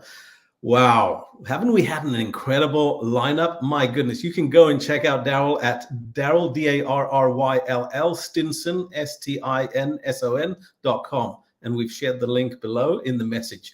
And head over to summitevents.world if you wanted to check out all of our speakers of today and their links to their bios and websites. Now, I got to bring on the man behind the summit, Sensei Dave Armstrong. Let's get you back on stage, brother. This has been an incredible afternoon wherever you are in the world. Fire! Come on, you guys. Fire! Yes. Did everybody bring it, Rich? Absolutely. I was just glued to the screen. I knew it. I knew it. I knew that this was the right lineup for today. I knew it. Eric, wow. From 15 years old, being homeless in Canada, where it's cold. I'm not built for the cold. I'm built for where Eric is right now, Dominican Republic. He's actually right next to where my family's from, not me, Puerto Rico. But coming from that, brother, to being, an amazing parent and financially free and fit and able to impact others, right? What an amazing story. If you're not getting something from that, you can't get something from anything, right? Steve sharing the profound story about his father's passing and what that really, really, really means to postponing life, right? What is it about? Why are we here? It's not to drive around in our Porsche or Lamborghini or Ferrari or BMW to show off and post TikTok videos and Instagram likes. That's not why we're here. We're here because we are connected. And we need to make sure that we get solid in that connection, huh, Rich? Like solid in being with each other. Absolutely. Being present. Daryl coming from a broken spine, which I can unfortunately relate to. I have 5 screws and 2 rods in my lower back from martial arts and football and all kinds of stuff. But I can relate to that. And I can relate to being addicted to opioids. And it's hard. It's hard to share that. So everybody that's still here watching, everyone poured their heart out so far on this screen. Not for them. Not for them. For humanity. For us. For the world. And everyone here has the biggest heart and one commonality. We all care about everybody that's watching, everyone that's going to future watch this, everyone that's not going to watch it, we still care about you, like deeply, profoundly care about you and everything that you represent, everything that you do. And we want to see your lives just a little bit better. Rich, 450,000 kids have been ripped away from their families, their parents, their home environment, and put into an environment that they don't even understand with strangers. There's 400, I don't know if you knew this, 450,000 kids in the United States in foster care. Wow. Here's a even more staggering statistic and why I do what I do.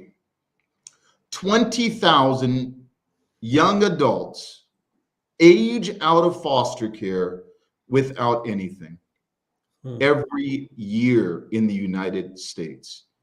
And I was one of those 20,000 that just kind of emancipated, that just graduated from school, and the system says, thank you for playing.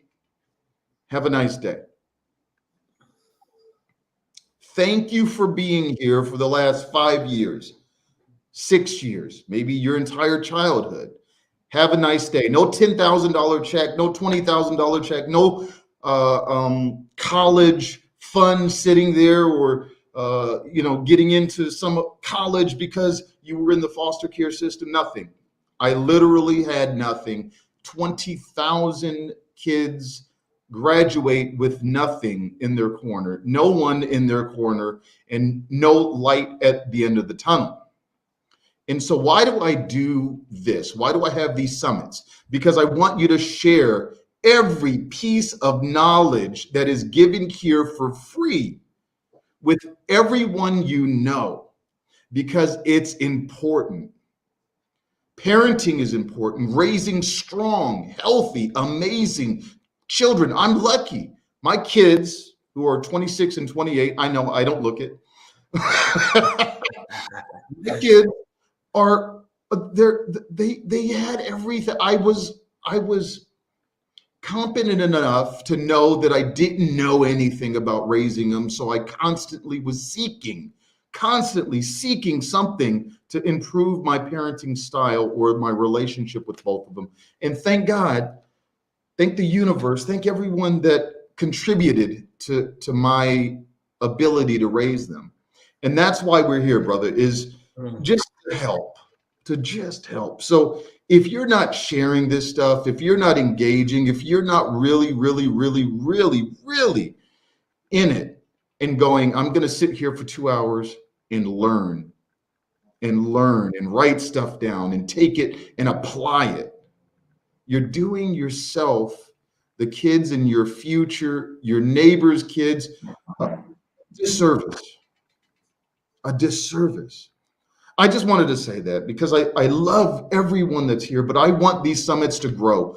I want 1 million people on these summits. This is the 5th one, and we need to make sure that we're sharing and we're getting people involved, because this stuff matters. The people that we bring on, they're experts. You guys are all experts, including yourself. I know you're just commentating today, but brother, you got the next summit, man. I got to see, because I know you're powerful. Wow. They are really incredible speakers. I'm honored. I'm honored to be here as host. I'm honored to hear their messages. And you know what, Dave? This platform that you've created here, and the 5th summit, is an absolutely incredible way for people to connect and share those messages. So we want to get more people on. We want to hit that 1 million and more milestones by bringing great speakers, incredible people to come and share their story, their mission, and their message. So let's get the word out. Let's share the only way we do this is together. No other way. Because look, I don't know if anyone noticed, but I bring on a variety of experience. I don't want just a parenting expert, right? Or someone that's just involved with parenting. I don't want just a mentoring expert or someone that's just involved with mentoring. I want to bring, everything that I could possibly bring in order to better your lives. Uh-oh, did we cut off? We're still here. Okay, okay. You can see me. Oh, I'm frozen over here. But what I want to do, without further ado, what I want to do is bring all the speakers back on, Right. and we're going to have a quick 20-minute panel discussion. And so if you guys have any questions, anything that you want us to talk on or touch on, please put them in the comments on YouTube or on Facebook Live, and we're going to talk about it and touch on it. And forgive me, I am having a technical difficulty here. I can't do anything. Oh, there we go. I don't know what just You got this, Dave. There we go. Oh, yes, I'm in. I think we are live. Dave seems to have dropped out for a moment. He's going to join back in and bring all of our speakers in. But tell me, wasn't that absolutely incredible? There he goes. There he goes. I thought you gave me the limelight for a moment. I'm like, whoa, what happened? Everybody's dropped off. Oh, brother, I'll tell you, I'm gonna start adding everybody back in the stream Right. here. Welcome back, Daryl. Good to see you, brother. Daryl, Eric, we're back here. There's Eric. Fantastic.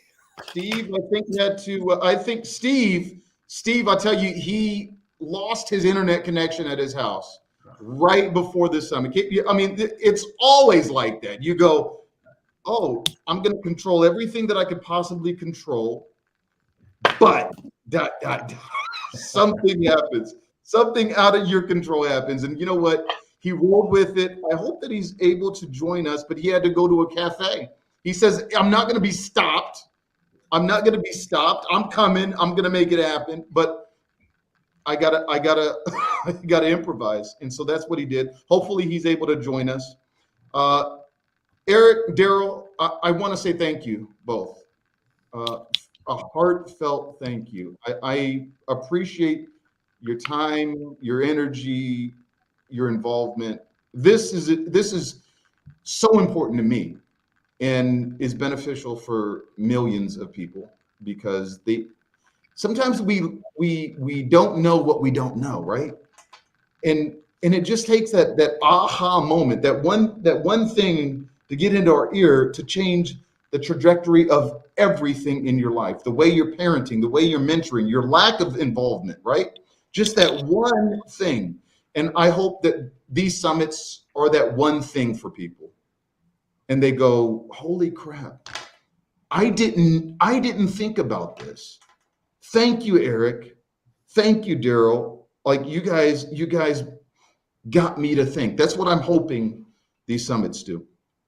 I wanted to just go around just really quickly and ask, what in the realm of parenting, Eric, would you say is the most important thing?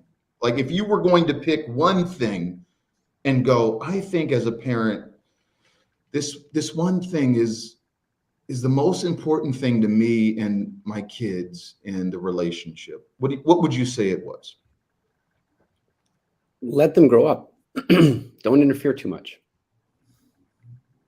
You know, it's so easy to want to protect every move and guide the way, but you know, they are their own people, and you know, I think that we should be rather more you know, inspirational for them rather than, you know, disciplinary. It's obviously there has to be some of those things, but I think the more we let them grow up, the more we let them learn, and we don't protect them from the consequences of every one of their decisions. You know, example, you know, if a kid, you know, shoplifts something from the store, I think you march them right back in there and you get them to apologize and you get them to face the reality of those consequences. And you know, so it's like, as a parent, I think we just got to let them grow up. I 100% agree. Ironically, I'll jump in very quickly and share a quick story relating to what Eric just shared. Actually, that happened to me and my son, right? Taking something from the store because all his buddies were doing it. And he came home and he looked a bit guilty. And he opened up and he just said, Mom, Dad, this is what I did. And Eric, you spoke earlier in your talk about rewarding. Behavior that gets rewarded gets repeated. So what did we reward? We rewarded the honesty and the integrity. And you know what's incredible is he's going to be 17 in a few weeks. He knows when he's made a mistake and he's messed up. But you know what he's also good at? He's also good at knowing that it's safe to open up with us as parents about when that happened, because we're going to love him through it, support him through it, but also help him experience the consequences. So we marched him back, and he had to break into, I think it was a $50 bill that he got for his birthday, a nice, clean, crisp $50 bill, and pay back the store that he took a chocolate from. And, he learned his lesson. But the biggest lesson for us as parents was about making sure it's safe for kids to be honest about when they make mistakes. Absolutely. Absolutely.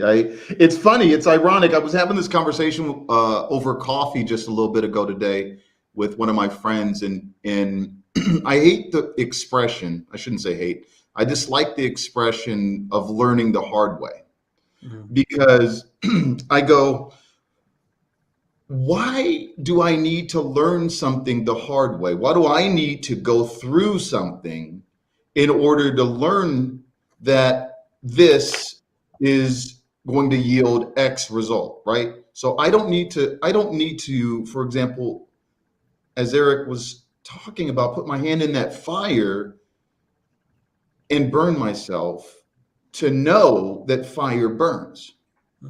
And I raised my kids to not have to experience the things that I experienced, right? I don't want them to be poor, for example, or mismanage money. And so Ryan, my friend, was asking me, well, how did you do that with your kids? And I said, well, look, I could easily just give my daughter X amount of money when she asks, but that doesn't teach her a lesson about managing her own money. She has a job. She manages her own budget. I have nothing to do with that. So I said, what I do is I say, sweetheart, I want you to not worry about money this month, and I'm going to give you $1,000 or $200 or whatever she wants. But it comes with a lecture, or it comes with homework. And he says, like, well, what's homework? And I said, I want a budget. Why did you screw your budget up this month? Show me that. And I do that to try to create a lesson for her. So every time I help her, you want to help your kids, right? You don't want them to struggle like you did if you struggled in your life. You don't want them to experience bad things. And what I try to do is well, how do I give them a lesson and not see them struggle at the same time? And so that's worked for me, I think. So, Dave, can I just offer you a thought? And it's just a take on that. And I think that you and I we're headed in the right direction. And all I want to suggest is I actually do want my kids to struggle. I just want to manage the struggles. I want to choose the appropriate struggles. Like, can you imagine you take your kid to the gym and go, look, we're going to get you fit, but we're not going to do any struggling. Like you see the little pink and the purple weights over there. Those are the only ones you're going to lift. I'm going to take care of all of this stuff so you don't have to struggle. No, go over to that bloody leg press and struggle that weight up. And so I think the distinction I'd offer, for example, with allowing the child to burn themselves in the fire, is that there's the theoretical understanding that a fire is going to burn you, and there's the actual experience of a blister on your finger. And I'll tell you which kid I would trust around the fire better 2 months later, the one who got the blister. Theoretical knowledge is great, but if we protect our kids from all of our struggle, then they will not have the strength or wisdom that we've gained. And that's the tough part. That's the hard part. It's like you watch your kid making a mistake you've made, and you're like, oh Jesus, I could save you all the pain. But what if somebody saved you all the pain? Who would you be? Well, yeah, I'd be a very different person, and I think we're thinking the same, because we don't want to see our kids or kids that we mentor fail to the point or struggle to the point where it's detrimental, where it's over, and they're the kid that is taking pills and trying to kill themselves, or they're the kid who's grabbing dad or mom's gun and going to the school and shooting all their friends. And there's a line, right? There's a line between I'm going to let you get a blister or I'm going to let you burn your freaking hand off. And I think the blister is exactly what we want, right? It's enough pain to let you know that this is painful and to create a blister, but not to burn your entire hand off. We love our kids. We love the kids that we mentor, and we want to see the best for them. I think we're both on the same track, both thinking the same thing. You know, Go ahead, brother. Yeah, I was just thinking about this conversation. This is awesome. You know, I think language is important and language is powerful. You know, presence is also, and I think there's something to be said about knowing what that individual needs in the moment. You know, my coach, who I'm paying a lot of money to coach me in, you know, business and really all aspects of life. He said this to me when he was kind of, you know, chewing my chops a little bit about doing Facebook Lives. And he said to me, he was like, you know, sometimes I'm going to be your friend. Sometimes I'm going to be your homie. Sometimes I'm going to be like a mom. Sometimes I'm going to be like a dad. Sometimes I'm going to be like a trainer that just gets on your last nerves and you want to punch. I'll be what you need for the situation. That was a good conversation because it came through the lens of me asking him to just, I played football, y'all. Like I've been working since I was 9 years old doing garbage route, you know, so I get the grit, the work ethic, the scars that make you a great leader. But I was just telling him, give me it straight. Like, tell me what it is. Don't sugarcoat it. Like, give it to me. You know? And that's what he told me. And he said, man, if I was just like, man, go have 100K months every month, like, and just like be in your face like that wouldn't be healthy for you long term. And so I just think it's a balance that our youth need. Sometimes they do need that cry. Sometimes they do need that coddling. And sometimes they need that tough love to stretch into their potential, because nobody grows inside of their comfort zone. And so that's really what we're talking about. And we don't want coddled children who don't know how to overcome struggle or pain. We want strong, gritty, tenacious, persevering children who will become great leaders and contributors to our community. So I think this can be solved more so on a personal level through presence than it can really through language, because you have to be what the person needs for the moment. I agree. Hey, Joshua had a quick question here. So he says our grasp of community is vastly different from our children. How do we show that to them? Our grasp of community. So how do we show them what community means?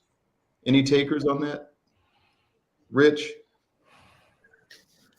Yeah, do you know, for me, I've spent time in so many different countries around the world and lived in homes, and we've brought our children with us. You know, we've lived in Australia, the US, we've lived in Zimbabwe. That's where we grew up as kids. We were born in the United Kingdom. And the idea of community is different for so many different people. And so I get it, Joshua, your grasp of community and our grasp is different from that of our children. My daughter just came back from a school trip, her first ever school trip this afternoon. And before she went, she was nervous. She was like, I'm not sure I want to go, Dad. When she came home, you can guess what the look on her face was, right? She couldn't stop talking in the car because of how much fun she had, how many new friends she made, how many connections, how many experiences she did, that if she was with the family, those experiences she probably wouldn't do, because she'd be afraid of going and climbing up a mountain and then abseiling down it, or doing things that were outside her comfort zone, but she was put in that space with others. So my view of community is the same thing as bringing people together with different worldviews, with different ideas, ideals, and finding a way to come together in the spirit of community and showing a bit of tolerance, but also showing up with your values and showing others where your boundaries are, your personal boundaries. So what you do accept and what you do not accept, that's okay for you to say and for you to make clear and have a sort of flag in the sand saying, this is what I stand for. And then you gravitate towards that community that resonates with the same values. That's why we're here on the screen today, right? Because we resonate and we share similar values, and we want to share our message with the world. So that's what I'd say about our grasp on community and how we show up for our children. It's more about modeling, and then how we model that, we let them go and they go out into the world and find their own community. I love it. I love it. Wanted to jump in and just say, for me, it's about exposure. It's about exposing them and having conversations to allow them to choose and define community. And I love to hear Eric's take on this, because he's a health guy. And I was thinking about it of like eating healthy. And I remember nothing, like I heard all the horror statistics about health and all the statistics of what eating processed food and stuff like that could lead to. And me just being addicted to that type of food because I had to gain a pound a week when I played football. Like it was just, I had so many bad eating habits that I was just like, yeah, whatever, real men eat this stuff, And I remember I did a 21-day fast, and where I ate just fruits and vegetables and drank water. And the whole time, I'm thinking about the burgers, And so as soon as I get off the fast, the first thing I do, don't get grossed out, is I rush to McDonald's to grab a double cheeseburger. Yes. Look at Eric's face. Poor decision. I don't know why. I was just thinking about it the whole time, because I was just telling myself, this sucks. And I rush and I get the cheeseburger, and you know what happened? It tore me to shreds. And I couldn't even eat like more than half of it without just vomiting it out of my mouth. Okay. And I say that to say I had been exposed and experienced something totally different that I never wanted the bad thing again. And I think when people get exposed to diversity, they get exposed to big dreams, they get exposed to environments of positivity where people are making great decisions and have dreams and are taking action on those dreams. I think that exposure creates that desire to where they know that, man, I want that thing versus the streets. I want that thing versus this poor relationship. That's why a father's love is really good for a daughter. A mother's love is really good for a son, because they get exposed to what the real thing looked like so that no one can sell them cheap stuff. So I think exposure is important. That's my ad. I will add a little on both topics. Our kids these days are being subjected to non-foods on a regular basis, and community is a big part of that. So if you allow your children to hang around with other children that are being brought up in an environment where they start their day with dessert, like cereal is basically dessert for breakfast, then your kids are going to pick up those things. What's very important to remember about children is that they are basically an AI. They know nothing when they're born, and then what happens is they're kind of born and they're going, man, this whole world's a lot bigger than what I had for the last 9 months. Now what? And they're lying there on their mother's belly, and then they feel a rumbling in their own belly, and then they smell milk, and they don't really know what to do. They just start crawling toward the smell. And in the future, they learn, what? When I've got that pain in my stomach, if I cry, I get a boob in my mouth. And they've made their first rule of the world. Now we have to unlearn that one eventually. It doesn't work in the future, but for now, and they learn that they learn that rule. And then one of the things that applies for them is that they start to learn from the people that they look up to. And this is one of the most terrifying things that's going on in our world today, is that, you've got these mirror neurons, and they control your unconscious learning. So you can go off and learn from somebody consciously. You can go, you want to learn a sport, you want to learn football, ice hockey, tennis, golf. You go watch the person, look at their swing, look at their stance. You can model them physically. You can go mimic them physically. But if you admire them, you activate something inside your brain. You turn on this unconscious modeling where you don't even have to pay attention. Just simply admiring somebody, you'll start picking up their traits. The trouble today is that our kids admire rap stars. And our kids today admire, sports heroes, some of whom are admirable, no question about it, but many of whom are not. And so now the kids are admiring, and their mirror neurons are picking up that stuff and listening to the lyrics of the music, or watching the behavior of this stupid, whatever professional sports person who, went out and assaulted some girl, and their mirror neurons are picking all that stuff up. So community, unfortunately, is fundamentally important to our children, but it's also, now we live in a global community. And what that means is that you can now have a drug using, violent, gun toting sports or entertainment star from somewhere around the world, and your child can be watching them on Instagram, and they are part of your child's community now. Like that's not something that's in your influence. They are now part of your child's community. And so what we have to do, I think, in that case is recognize that admiration is one of the most important drivers to a child's decision to model, consciously or unconsciously. And so as a father, what that says to me is you have to do the best you can to be admired by your children, because admiration turns that on. If they don't admire, they will not model you. If they do admire you, they will. And you know, so if you look at you know, you guys all know the expression, children being raised by the village. A lot of people know this expression, but nobody's kids are being raised by the village anymore. Like, but I'll tell you, you go sit with the Huds. I've been visiting them for 10 years. These are hunter-gatherers, no money, no shelter, no food. Like, I mean, no food. What I mean is no food storage. They simply exist day by day with what's going on, having to hunt and gather in that given moment. And so now what happens is I challenge you to try to figure out which of the children belong to which parents. I challenge you to try to figure that out. It would be really difficult. Now, the trouble is that we don't have the opportunity now to be in these communities. And think of it this way. The more adults there are around your children that you trust, the more of them there are, the more people your children are trying to learn how to get what they want from. They are going to be significantly better communicators. They're going to learn so many more models. And so I choose to live in a place here in the Dominican Republic, which is full of expats, Russians, Americans, Canadians, Germans, everybody. And our kids roam the beaches just like we roamed the streets when we were kids. And our kids are being parented by a series of unbelievably admirable adults. And so the kids are getting parented by the community, and I'm grateful for it. Love it. Love it. That's the truth, isn't it? Wow. Rich, any thoughts? That's community. That is absolute community for you. It's a sad story that it doesn't happen around the world. You know, I'm just thinking about the communities that are opening up their homes now for, you know, people fleeing Ukraine, and I think that's incredible. You know, we're learning new ways of being a part of community. You know, serving young people when they have incredible challenges around the world. In Africa, where I grew up, we have the saying Ubuntu, which means I am because we are. And that speaks to the whole thing with, you know, it takes a village to raise a child, whether that village is a local, national, or global village. You know, do you want to be part of that village? And a lot of people here watching today are like-minded. You know, it's the others that we need to reach, you know, the hard to reach, those children who are hard to reach, and those adults who don't have shame. We've lost Dave. Hopefully he's around, but for me, and he'll come back on in a moment, I'm sure. But for me, it is about, you know, inspiring and connecting with and encourage and engaging parents, aunties, uncles, grandparents, mentors around the world, ready to come together and serve and support more people.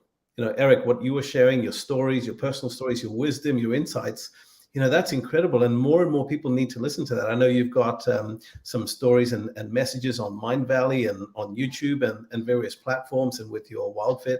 I think that's incredible. And when you have a platform like that, you know, Dave, the platform of Summit Events World, I think that's an incredible place to start in, you know, building those communities, those global communities where people can come. And, you know, Dave, this is for free. You know, people can access this. Facebook is free access. You know, we need to be careful about the information that we put out there because there's so much information. And so the information needs to be valued and valuable and trusted. And so that's why, as we're building these communities, we need to make sure that we're responsible with the messages that we're putting out, that it resonates and connects with the right people. Absolutely.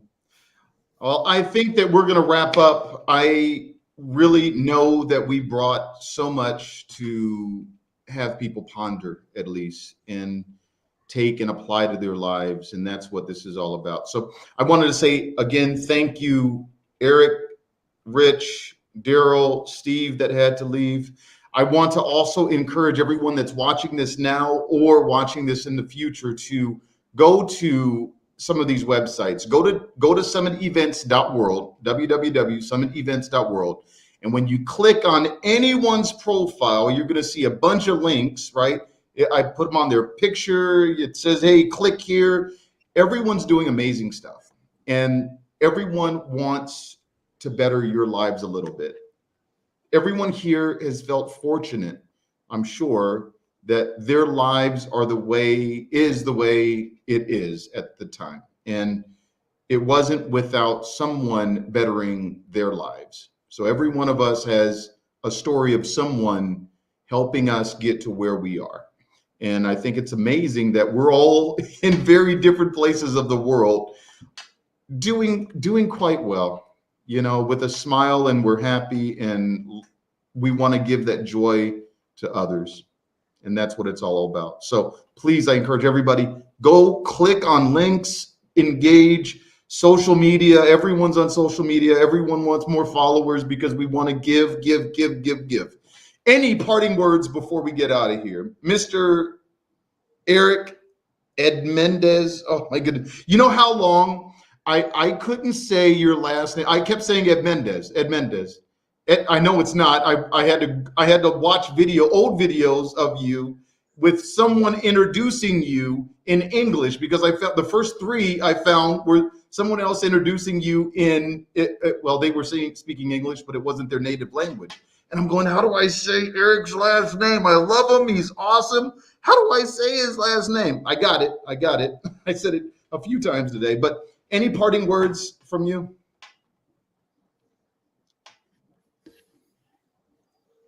Oh, you're on mute. Be the adult that you want to see your kids grow up. And I don't mean that they choose the same career. I just mean values. I mean honesty, integrity, openness, communication, love. Be the adult that you would like your kids to look up to. Get them to, live in a way that helps them to admire you. Thank you guys so much for having me here. My pleasure. Daryl? Thank you. The world, can you hear me? Yep. You're good. Okay, cool. It was glitching a little bit on my end. The world is full of possibilities. And I think we all know that. And I just want to say thank you to everyone who's showing up today, because you're a part of the solution, not the problem. And I guess my only final words would be, lean more into community, lean more into relationships. I have a unique belief when people say that time is our most valuable asset. I actually think that people are. And lean on people, lean on relationships, cultivate that, continue to expose yourself to new environments, stretch your mind, grow yourself, and always be humble enough to ask for help. Love it. Daryl, thank you, brother. Rich, any parting words, brother? Just a short one. I think everybody's looking for somebody. Everybody's looking for somebody to be a mentor, to look up to admire. Be that somebody. Be that somebody that somebody will look up to and admire and follow, and be that model. That's all I have to share. And thank you, Dave. It's been Couldn't have incredible. said it better myself. Thank you guys for being here, for giving your all. Thank everybody for watching. I love you guys. Don't forget, go to www.summitevents.world. Engage with all of the speakers. We love you guys. Peace.